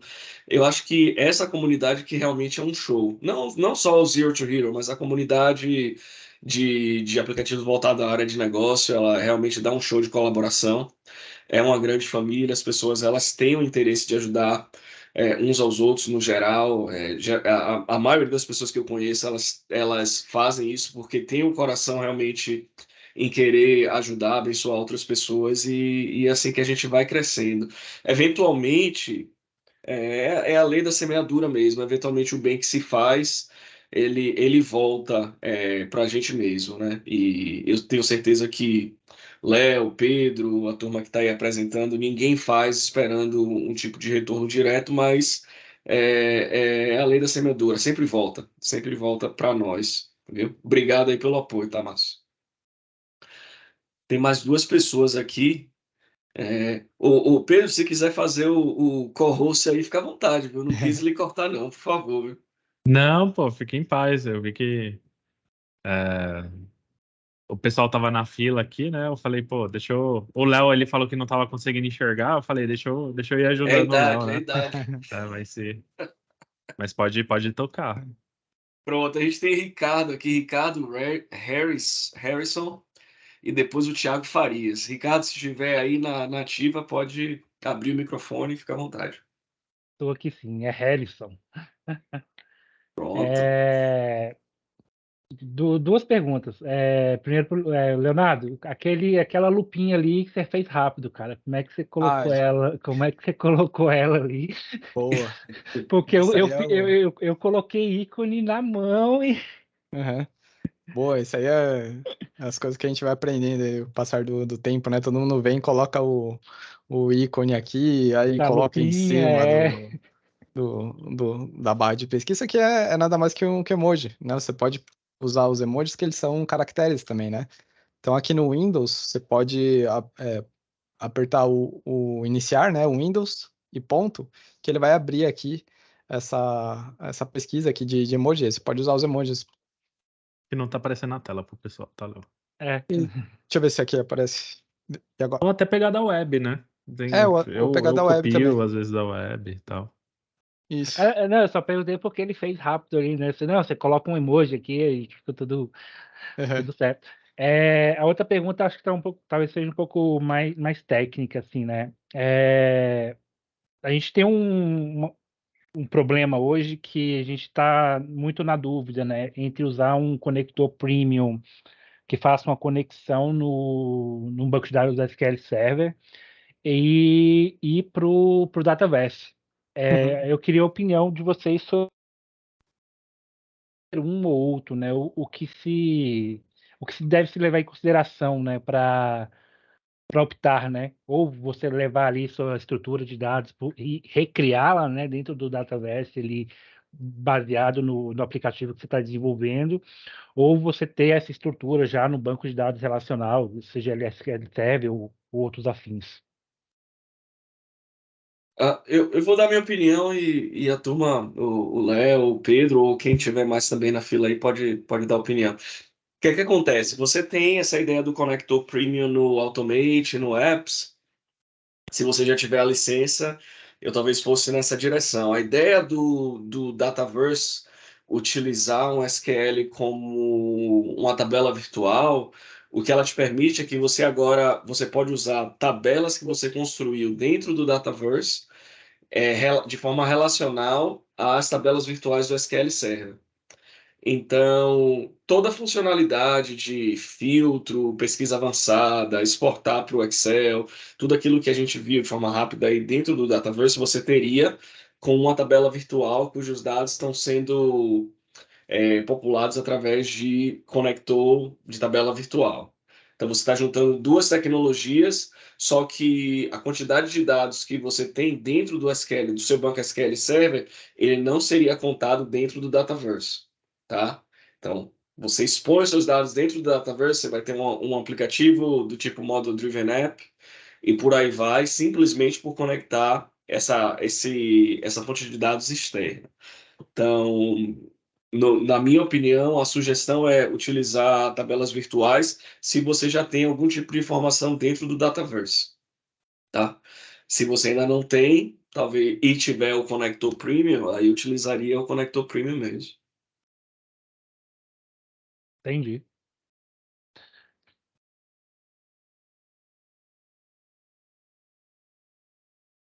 E Eu às vezes acho que vai com base no que você tem em mãos também, no momento, né? Tem empresa que tem um banco de dados e já um banco de dados talvez informacional, transacional, lá em SQL, SQL Server, né? Outros bancos de dados relacionais que tem aí, e não necessariamente a empresa no momento tem o Dataverse, né? Ainda não está com esse licenciamento e tal, então você pode utilizar também conectores, né? Então, como o Léo enalteceu, a Power Platform tem mais de 1.000 conectores nativos ali. Conectores, quando a gente diz, já é a solução pronta. Você vai lá, pluga e usa, basicamente, né? Mais de 1.000 entre standards e nativos. Então, pô, já tem o SQL no meu ambiente, ainda não tem o Dataverse, uso o SQL. Não tenho nem SQL nem Dataverse, tem o SharePoint, né? Só evitem plugar direto, assim, dica de ouro, né? Evitem plugar direto aí Excel sempre dá problema, sempre de SharePoint para cima, pelo menos. Só Pode complementando. falar, Léo. Só complementando essa questão, eu acho que existem vários fatores, né, para responder essa pergunta. Então, a gente começa a falar de custos, de licenciamento, de escala do aplicativo, do que você já tem hoje na empresa, qual seria, né, o esforço para migrar sei lá, do SQL para o Dataverse, qual que é a estratégia de governança de dados da empresa. Eu vi algumas situações em que, por exemplo, um departamento inteiro tinha licença ali para usar o Dataverse, né? E acabou que a governança da empresa decidiu que eles não iam pagar, né, a licença e pagar o armazenamento em nuvem em outro lugar. Então, eles forçaram uma migração. Então, acho que depende um pouco da estratégia. A gente chegou a usar, ou já chegou a fazer um teste com um conector SQL, funciona, né, por ser um conector já pronto, ele falou, cara, funciona muito bem, é sensacional. Uhum. Inclusive esses filtros aí você sofre até menos delegação, né, numa conexão direta. Uhum. A ideia agora é fazer o estudo de caso para conhecimento do Dataverse, né? Para Uhum. saber se vale a pena levar isso para lá, se tem isso para lá. E um dos nossos problemas aqui hoje é ter dado D-1 e como faria para levar isso para o Dataverse e atualizar lá, né? Ter uma tabela separada em D-1. Uhum. Tem um outro recurso aqui no Dataverse, se a gente for aqui na parte de muitas abas abertas aqui. A gente tem os data flows. Então, os data flows é uma maneira de você fazer ingestão de dados para o Dataverse, tá? Então, se eu criar um aqui, vou dar um nome qualquer, dados. O que ele vai permitir eu fazer? Consumir uma fonte de dados, tá? dessas que você está vendo aqui, ou até outras, e a partir dela, né, eu posso fazer da mesma forma que eu faço na Power Query, eu consigo fazer aqui uma transformação de dados e ingerir isso periodicamente numa tabela do Dataverse. Então, em alguns cenários isso acaba funcionando bem também. Não, legal, não tinha chegado nesse ponto. Acho que dessa forma aí talvez já resolva metade do caminho que eu estou percorrendo. Valeu, obrigado, Leonardo. Obrigado. Só complementando o Data Flow, ele é Power Query puro, tá? Então, se você já tem conhecimento em Power Query, Data Flow, ele é o Power Query online. Então, é aquela facilidade do Power Query que a gente já está acostumado, quem já mexe. Uhum.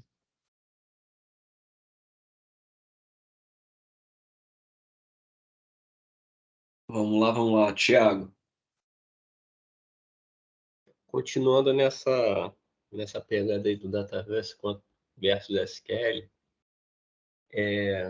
acho que o Vitor já até sabe um pouco sobre isso, mas eu trabalho numa empresa que ela é toda Microsoft, mas ela tem barreiras 1000 para custos.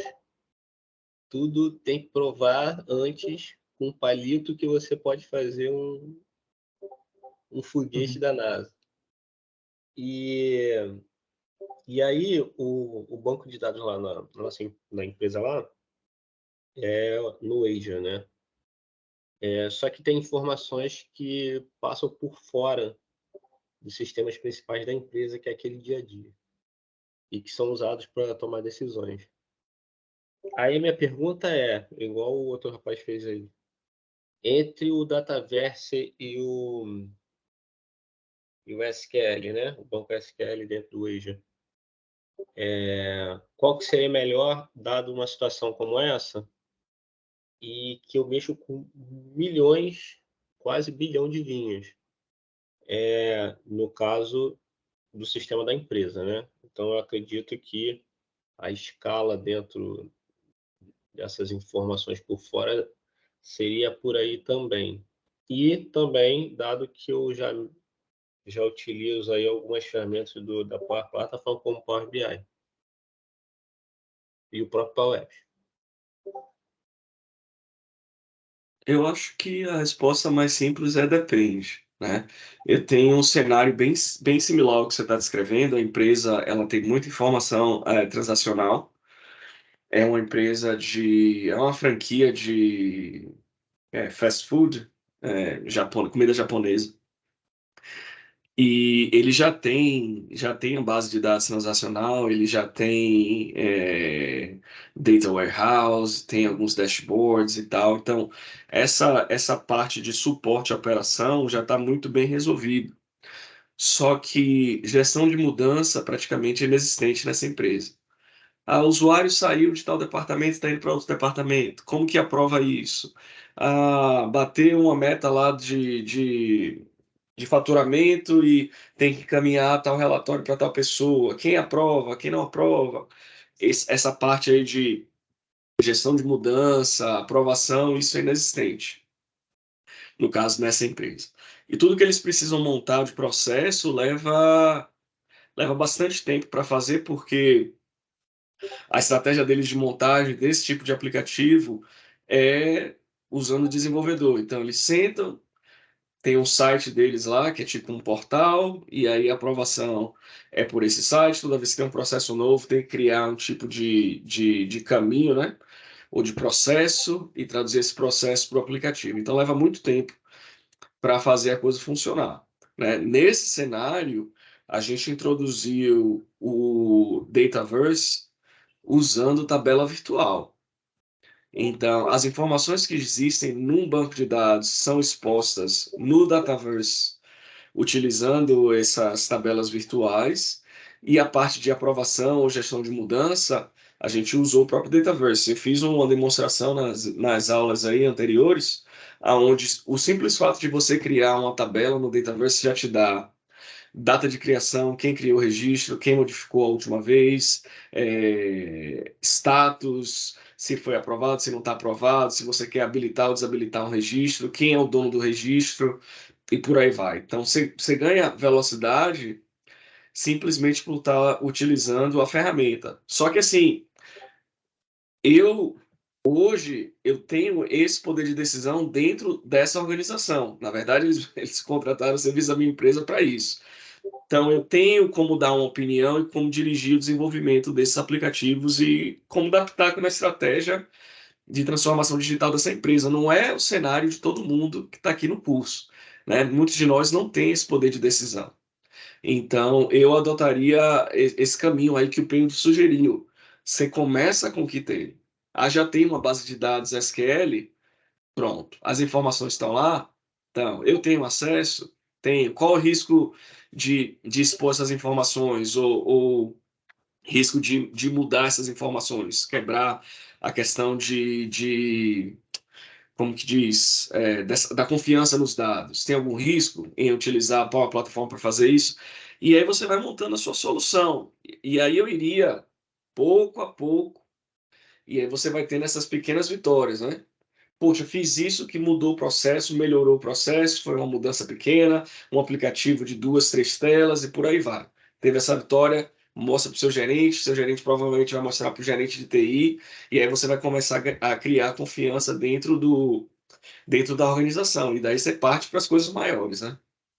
Essa seria a minha sugestão, mas começar com o que realmente não vai ter custo inicial, né? E aí ganhar realmente confiança das pessoas ao redor. No caso, a minha área já até fez um dos projetos lá, foi até feito em cima de Axis e SharePoint ao mesmo tempo, com o Power Apps, mas eles têm limitações, né, de linhas. E não é nem somente conectar com o banco da empresa. Tem também a parte das informações por fora, sabe? Que não perfazem os sistemas da empresa. São outras formas de negócio, né? de cálculo de negócio que perfazem por fora de informação de decisão.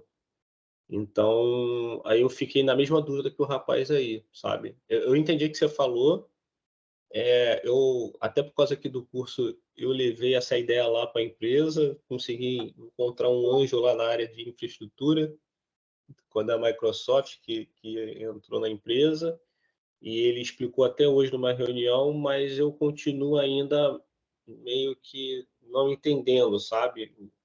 O que é melhor para essa situação complexa. Vamos dizer que tem a questão do custo, tem a questão dos dados hipervolumosos que é aqui da empresa onde eu estou.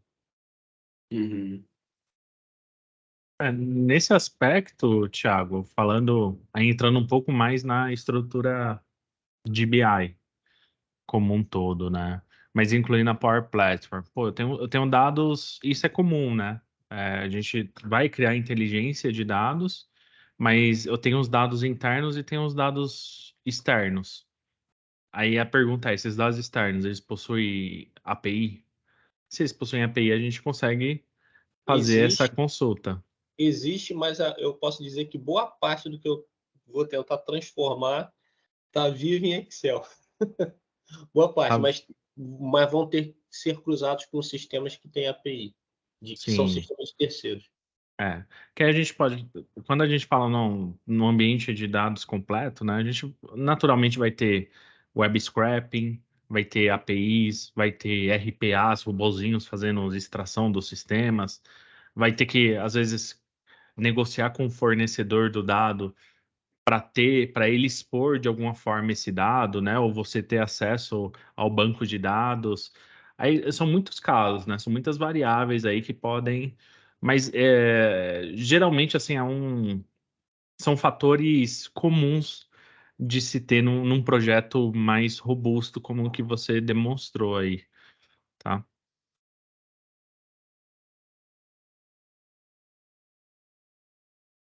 Não sei se eu contribuí ou mais atrapalhei. 2-0 Dataverse, então?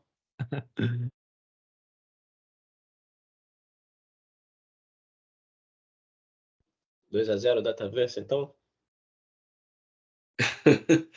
Eu não sei, cara. Porque assim, a minha área, como é a área de analytics, normalmente o pessoal não entende o que a gente faz e fica fazendo milhões de pedidos. E realmente essa facilidade da Dataverse de você construir coisas e modular facilitaria bastante. Mas a minha preocupação é mais com o volume de informação, sabe? Questão, principalmente quando envolve história. Entendi mais agora o que você está dizendo. Ó, parte prática da coisa. Né? Só para, desculpa cortar, Vitor, mas só para dar um entendimento do que é o tamanho, é uma empresa de saneamento com mais de 6 milhões de clientes. Então, é meio bizarra a quantidade de informação, sabe? Entendi. Cara, é o seguinte, ó, a parte prática da coisa o seu primeiro gargalo é o curso, né? Então, se as informações já existem em um lugar e você quer que esse volume de dados exista também no Dataverse, você vai pagar o espaço em disco para esses dados, né? Então, já seria uma batalha que você teria que travar para justificar por que você tem essa outra base de dados que replica os dados no Dataverse, né? Se você conseguir montar o seu modelo usando tabela virtual, aí você resolve essa parte do custo, porque a tabela virtual ela não vai exigir espaço em disco, né? E aí você teria facilidade de expor esses dados dentro do Dataverse e por aí vai, né? Então a primeira coisa a se verificar é isso. Se faz sentido trazer os dados para o Dataverse, se precisar trazer os dados, você vai pagar por isso, né? Daí você parte para a solução. O que é que você quer oferecer seja para o cliente final ou para pessoas da sua empresa, em termos de dados, né? Os dados que você está querendo expor ou coletar, eles têm que contar uma história, né? E aí você precisa saber por que você precisa desses dados no Dataverse ou expostos do seu banco de dados para os seus usuários. Eu vou apresentar dados para o usuário para ele saber quantos chamados foram abertos, sei lá. Não, eu preciso abrir uma tela para os usuários imputarem os dados dentro desse banco de dados. Aí é outra história. Então, precisa saber o porquê desse banco de dados. O que é que você quer fazer? Quer coletar dados, expor dados e por aí vai. Se for só exposição, você não precisa do Dataverse para isso. Você pode fazer usando o banco de dados direto, tá? Mas aí eu seguiria essa linha. O que é a solução que precisa ser colocada aí para uso dos seus usuários versus a tecnologia. A tecnologia vai ser o meio que você vai chegar lá. Mas a solução, o problema a ser resolvido, acho que precisa ficar bem claro antes de você escolher a tecnologia. Beleza, obrigado. Tá bom? Pedro Osvaldo. Fala pessoal, boa noite, tudo jóia? Boa. Bom, primeiro, obrigado aí, Vitor, pela iniciativa aí do projeto. Léo e Pedro Ferreira aí são excepcionais, cara. Sou fãzão desses caras e eles sabem disso. Obrigado. Sei que tem um time de herói forte por trás aí, mas esses dois aí foram meus primeiros passos dentro da plataforma, foi com esses dois caras aí. Então, sou fã número 1. Ô, Léo, somos, né? Somos. Show. Ô, Léo, seguinte, a minha pergunta, cara, remete a um ponto que você comentou lá atrás, no começo da aula aí, né? Uhum. Em relação aos ambientes lá, né? Que você explicou a questão das solutions, e aí as solutions gerenciadas ou não gerenciadas, e falou um pouco da diferença sobre quando usar uma e quando usar outra, né? No ambiente de produção e no ambiente de dev lá, por exemplo. Uhum. Minha pergunta é a seguinte, talvez seja até bem simplória, tá? A gente sabe que em ambos os ambientes você tem a opção ali de usar o estúdio, né? De desenvolver ali e as aplicações ali e dar o play ali para testar igual você mostrou. E tem a opção de publicar e usar a solução ali, o aplicativo, em modo de execução já, né? Uhum. Eu sei que pela questão da ALM ali, a questão de segurança, né? Para você não mexer em um aplicativo em produção, é prudente que se publique e só use em modo de execução em produção. Mas a gente sabe que seria possível também o seguinte, a gente, lá no ambiente de dev, a gente fazia as criações dos aplicativos, publicar ele e passar aquele link da versão publicada para os usuários, né?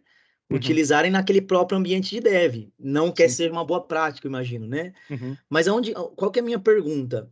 Além da questão de segurança, de que a gente sabe que lá no ambiente de produção, nenhum usuário vai acessar e mexer e mudar o aplicativo, Uhum. tem algum outro benefício, como com relação à diferença de performance do que está em produção e do que está em dev, por exemplo, ou não? Uhum. Eu acho que é uma questão de você. Primeiro, obrigado aí pelos elogios. Mas assim, é uma questão, além da segurança, né? Você não misturar as coisas. Então, você tem um ambiente dedicado, onde o desenvolvedor ele pode criar coisas sem se preocupar com o risco de que isso vai impactar outras aplicações que tem algum risco operacional, tá? Então, se eu estou no meu ambiente de desenvolvimento e eu quero testar, consumir alguma coisa externa, eu quero colocar uma nova funcionalidade, eu quero fazer qualquer coisa, né, eu preciso estar à vontade para fazer isso sem me preocupar que qualquer mudança que eu faça possa impactar na operação do negócio e causar um prejuízo, tá? Então, quando a gente está falando de aplicação de nível enterprise, onde, né, a gente tem coisa muito robusta ali, acho que a primeira coisa é pensar essa segregação, onde um ambiente não vai afetar o outro. Não só o fato do cara poder alterar um aplicativo que está em produção ali, né? Mas tendo em mente que qualquer coisa que você fizer ali pode impactar, né, a operação do negócio em si. Então, por exemplo, eu poderia, cara, sem querer, estou no meu ambiente de desenvolvimento, deletei uma tabela, fiz alguma coisa assim que ia impactar muito o negócio, né? Mas como eu estou no ambiente de desenvolvimento, tudo bem, né? Agora, se eu estivesse no mesmo ambiente que está o aplicativo em produção, isso aí podia causar um grande problema. Show, não, legal. Mas de novo, então, isso remete à questão meramente de segurança. Se for ver questão de performance, por exemplo, não faz diferença, não faria diferença, certo? Teoricamente, a Microsoft fala que os ambientes de produção do Dataverse em si, eles têm melhor performance do que os ambientes de desenvolvimento, né? O tipo em inglês chama sandbox. Eu não sei como que eles traduziram para o português, mas tem tipo de ambiente diferente, produção versus o que você utiliza para desenvolvimento e teste, Uhum. né? E eles têm performance melhor. Uhum. Show, tá bom. Tanto Beleza. tanto é que o custo é mais caro se você quiser um ambiente de produção do tipo produção versus esse sandbox aí da vida. O Léo, ele deu um exemplo, agora eu vou voltar lá na fase lá do Márcio, que é a capacidade de ler a mente da pessoa, né?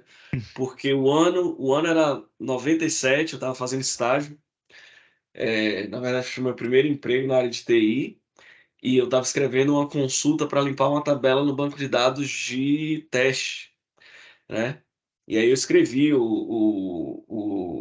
essa consulta lá, o comando SQL para deletar, selecionei as duas primeiras linhas e não selecionei a cláusula where, né, para limitar o delete. E aí, a hora que eu Estranho. rodei, apagou tudo, mas era ambiente de teste. Então, a ideia de segregação de ambientes, ela é muito importante. Infelizmente, a gente não vê isso nos cursos aí, falando de forma genérica, esse ensino do que é o ciclo de vida de desenvolvimento de software, né? O porquê você precisa ter um ambiente de desenvolvimento. Talvez minha empresa não é muito grande, a gente não tem condição de comprar tantos ambientes. Beleza, pelo menos tem dois: desenvolvimento e produção. Você deixa a produção rodar lá tranquilo e você faz o seu desenvolvimento num outro ambiente, né? O exemplo que eu dou é o seguinte: você não vai fazer um treinamento de desarmamento de bomba com uma bomba verdadeira, tá? Você vai aprender a desarmar bomba com algo fake, com algo que não é real. E aí, uma vez treinado, você aplica o seu conhecimento em operações que envolvem mais risco, né? Então, essa é a ideia do desenvolvimento, você não colocar em risco as operações da sua empresa. Show, obrigado, valeu. Tem um outro exemplo, cara, que eu vi, assim, um caso real, e que se tivesse adotado essa governança, a implementação do ciclo de vida da aplicação, não teria acontecido.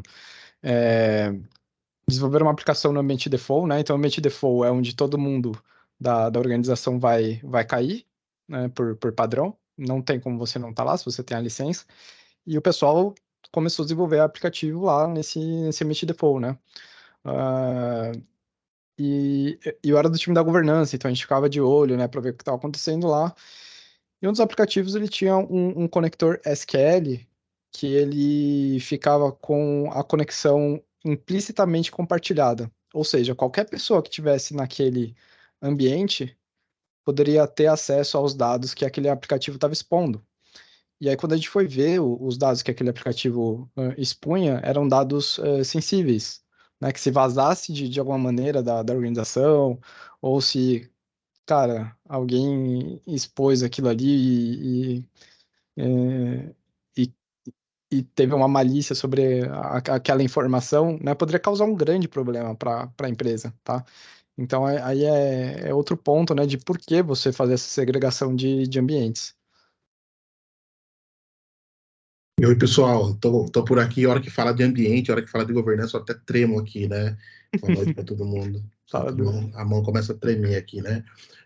Isso que vocês estão falando, acho que é muito importante, né? Quando a gente fala de governança. Antes da criação da solução em si, é importante que haja, né? Como o Léo está falando aí, é importante que haja segregação desses ambientes, entendendo a característica de cada aplicação, né? Se é uma aplicação de produtividade, que é aquela aplicação onde tem pouco impacto para o negócio, e basicamente é uma aplicação que serve para mim, e tem as aplicações importantes também, que é a aplicação que é... E aí, quando a gente fala aplicação de produtividade, compartilhada com uma pessoa, máximo 2 pessoas, né? As aplicações importantes são aquelas aplicações que são compartilhadas com um departamento, por exemplo, e as aplicações críticas, né? Então, as aplicações que têm grande impacto para o negócio, e aí, dependendo da característica dessa aplicação, é criado os ambientes, os environments, né? E aí sim, aplicando o nível, o ciclo de vida da aplicação. Então, isso que você falou, bem legal, né, Léo? E aí, a questão, só para... E tudo isso eu vou falar lá no final, eu, Vitor, vou falar bastante na parte de governança, né? E é importante que a DLP, assim como o Léo disse, né, a questão do SQL Server, do conector do SQL Server, aplicado a DLP, e aí sim, né, para cada ambiente, aplicar a DLP correta. E as pessoas perguntam, existe um limite de ambiente para a gente criar dentro da organização? Os ambientes, eles são criados conforme as aplicações vão crescendo, né? Então, acho que isso é importante. E outro ponto mais importante ainda, né? As pessoas, elas, quando desenvolvem, elas não se preocupam em desenvolver as soluções dentro de solution. Então, quando é aplicado uma governança de forma correta dentro da organização, nada é desenvolvido fora do solution, porque estando dentro de solution que faz o controle maior do processo DLM que você falou aí, Léo. É isso aí. A hora que fala de governança, começa a tremer aqui, mas é isso, tá bom? Isso aí. Show de bola. Mas só uma pergunta, assim, em termos de boas práticas, é importante sempre usar uma solution ao invés de construir um aplicativo solo ali? Sempre. Sempre solution. Porque é o seguinte, porque quando a gente faz migração do ambiente de uma solução, de uma aplicação, e aí quando a gente fala de solution, né, são os artefatos ali dentro, que é um Power Apps, um Power Automate, as tabelas, assim como o Léo criou, variável de ambiente, a gente coloca tudo dentro de solution, e aí quando a gente faz migração... Você chegou a falar de LM, Léo? Não. Variável de... Você vai falar em algum momento, na sua próxima aula ou não?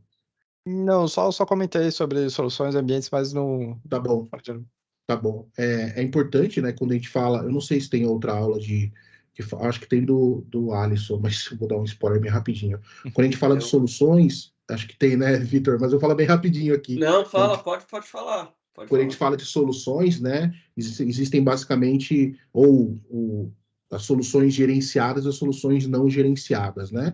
Quando a gente aplica o processo de ALM, que é pegar a nossa solução do ambiente de desenvolvimento, passar para o ambiente de homologação, ou QA, depois passar para o ambiente de homologação, onde aquelas pessoas vão fazer o teste, ver se está tudo certinho, né? Ou homologar, o próprio usuário final homologar, e depois ir para a produção. No momento que a gente, e aí é possível, né, dentro da LM, a gente fazer essa, que a gente fala promoção, né, de um ambiente para o outro. E quando a gente faz a promoção de um ambiente para o outro, acho que não sei quem falou aqui, né, mas o usuário, ele pode, por exemplo, lá no ambiente de desenvolvimento, ele compartilhar com um monte de gente. Quando você faz uma governança de ambiente de forma correta, você bloqueia esse compartilhamento, né? Então, você deixa somente o desenvolvedor ou as pessoas que vão fazer esse desenvolvimento acessar esse ambiente, acessar essa solution. Outras pessoas não conseguem. E como essas outras pessoas vão acessar? As pessoas, a gente vai dar permissionamento para elas acessarem, poucas pessoas acessarem a homologação, porque são aquelas poucas pessoas que vão homologar, a hora que for em produção a gente solta para o público, tá?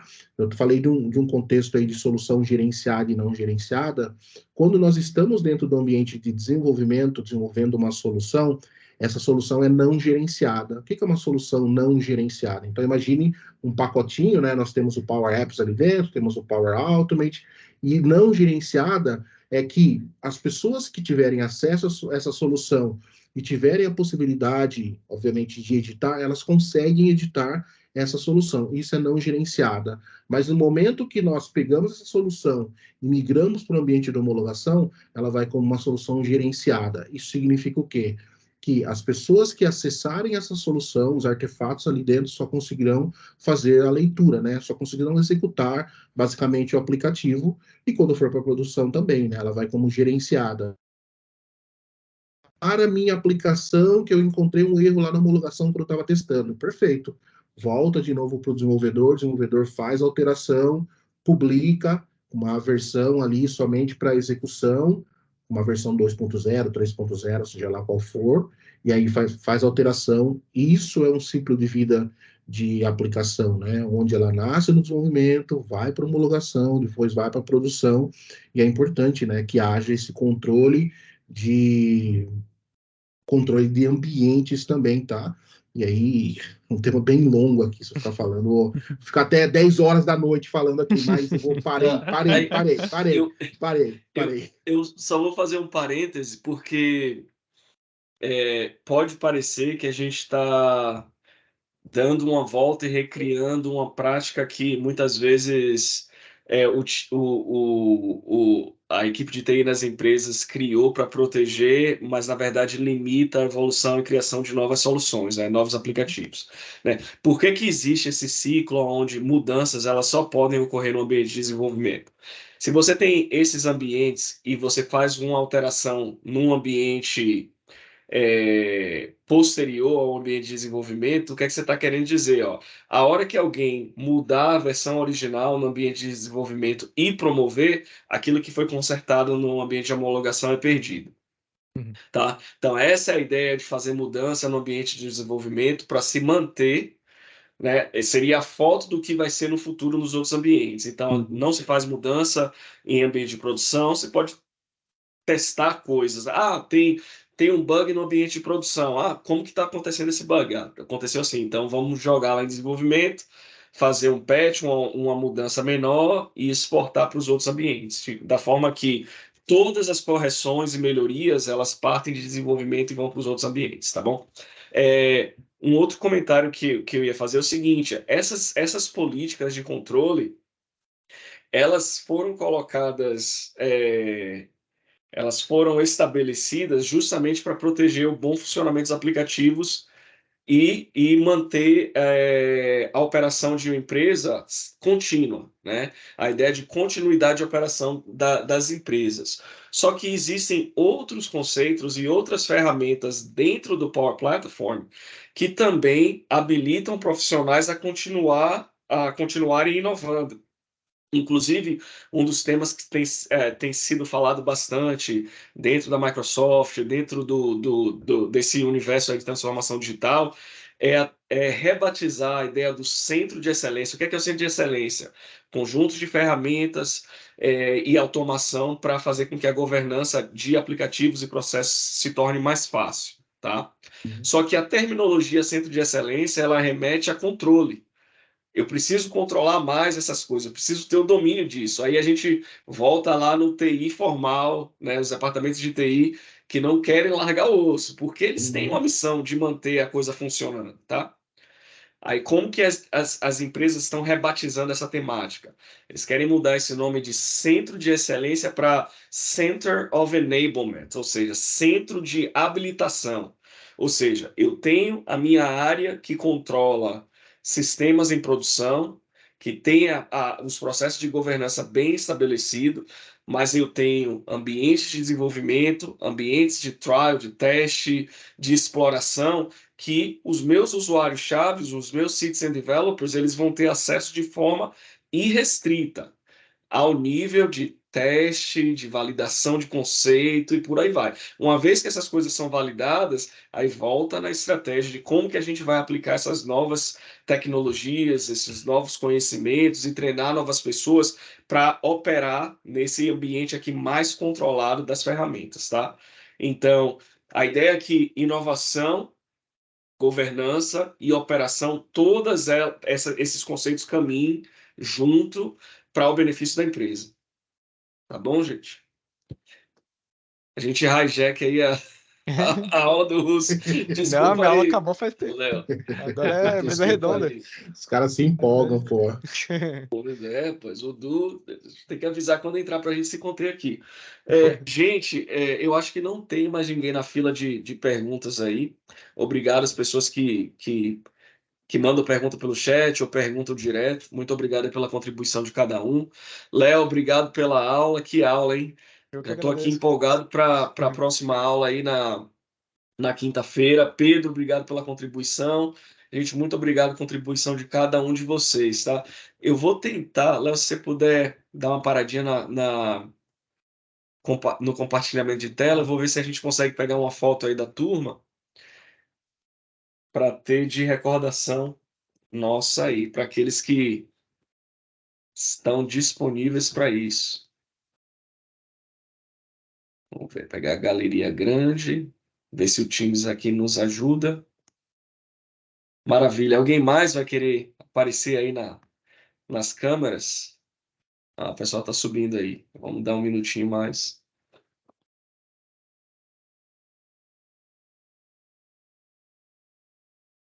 Ok. E a câmera estava escondida aqui. Vamos lá, hein? 3, 2, 1. Maravilha, gente. Bom restinho de terça e a gente se vê já na quinta, tá bom? Abração. Valeu, galera. Um abraço a todos, boa noite. Tchau, até mais. pessoal. Obrigado, boa noite.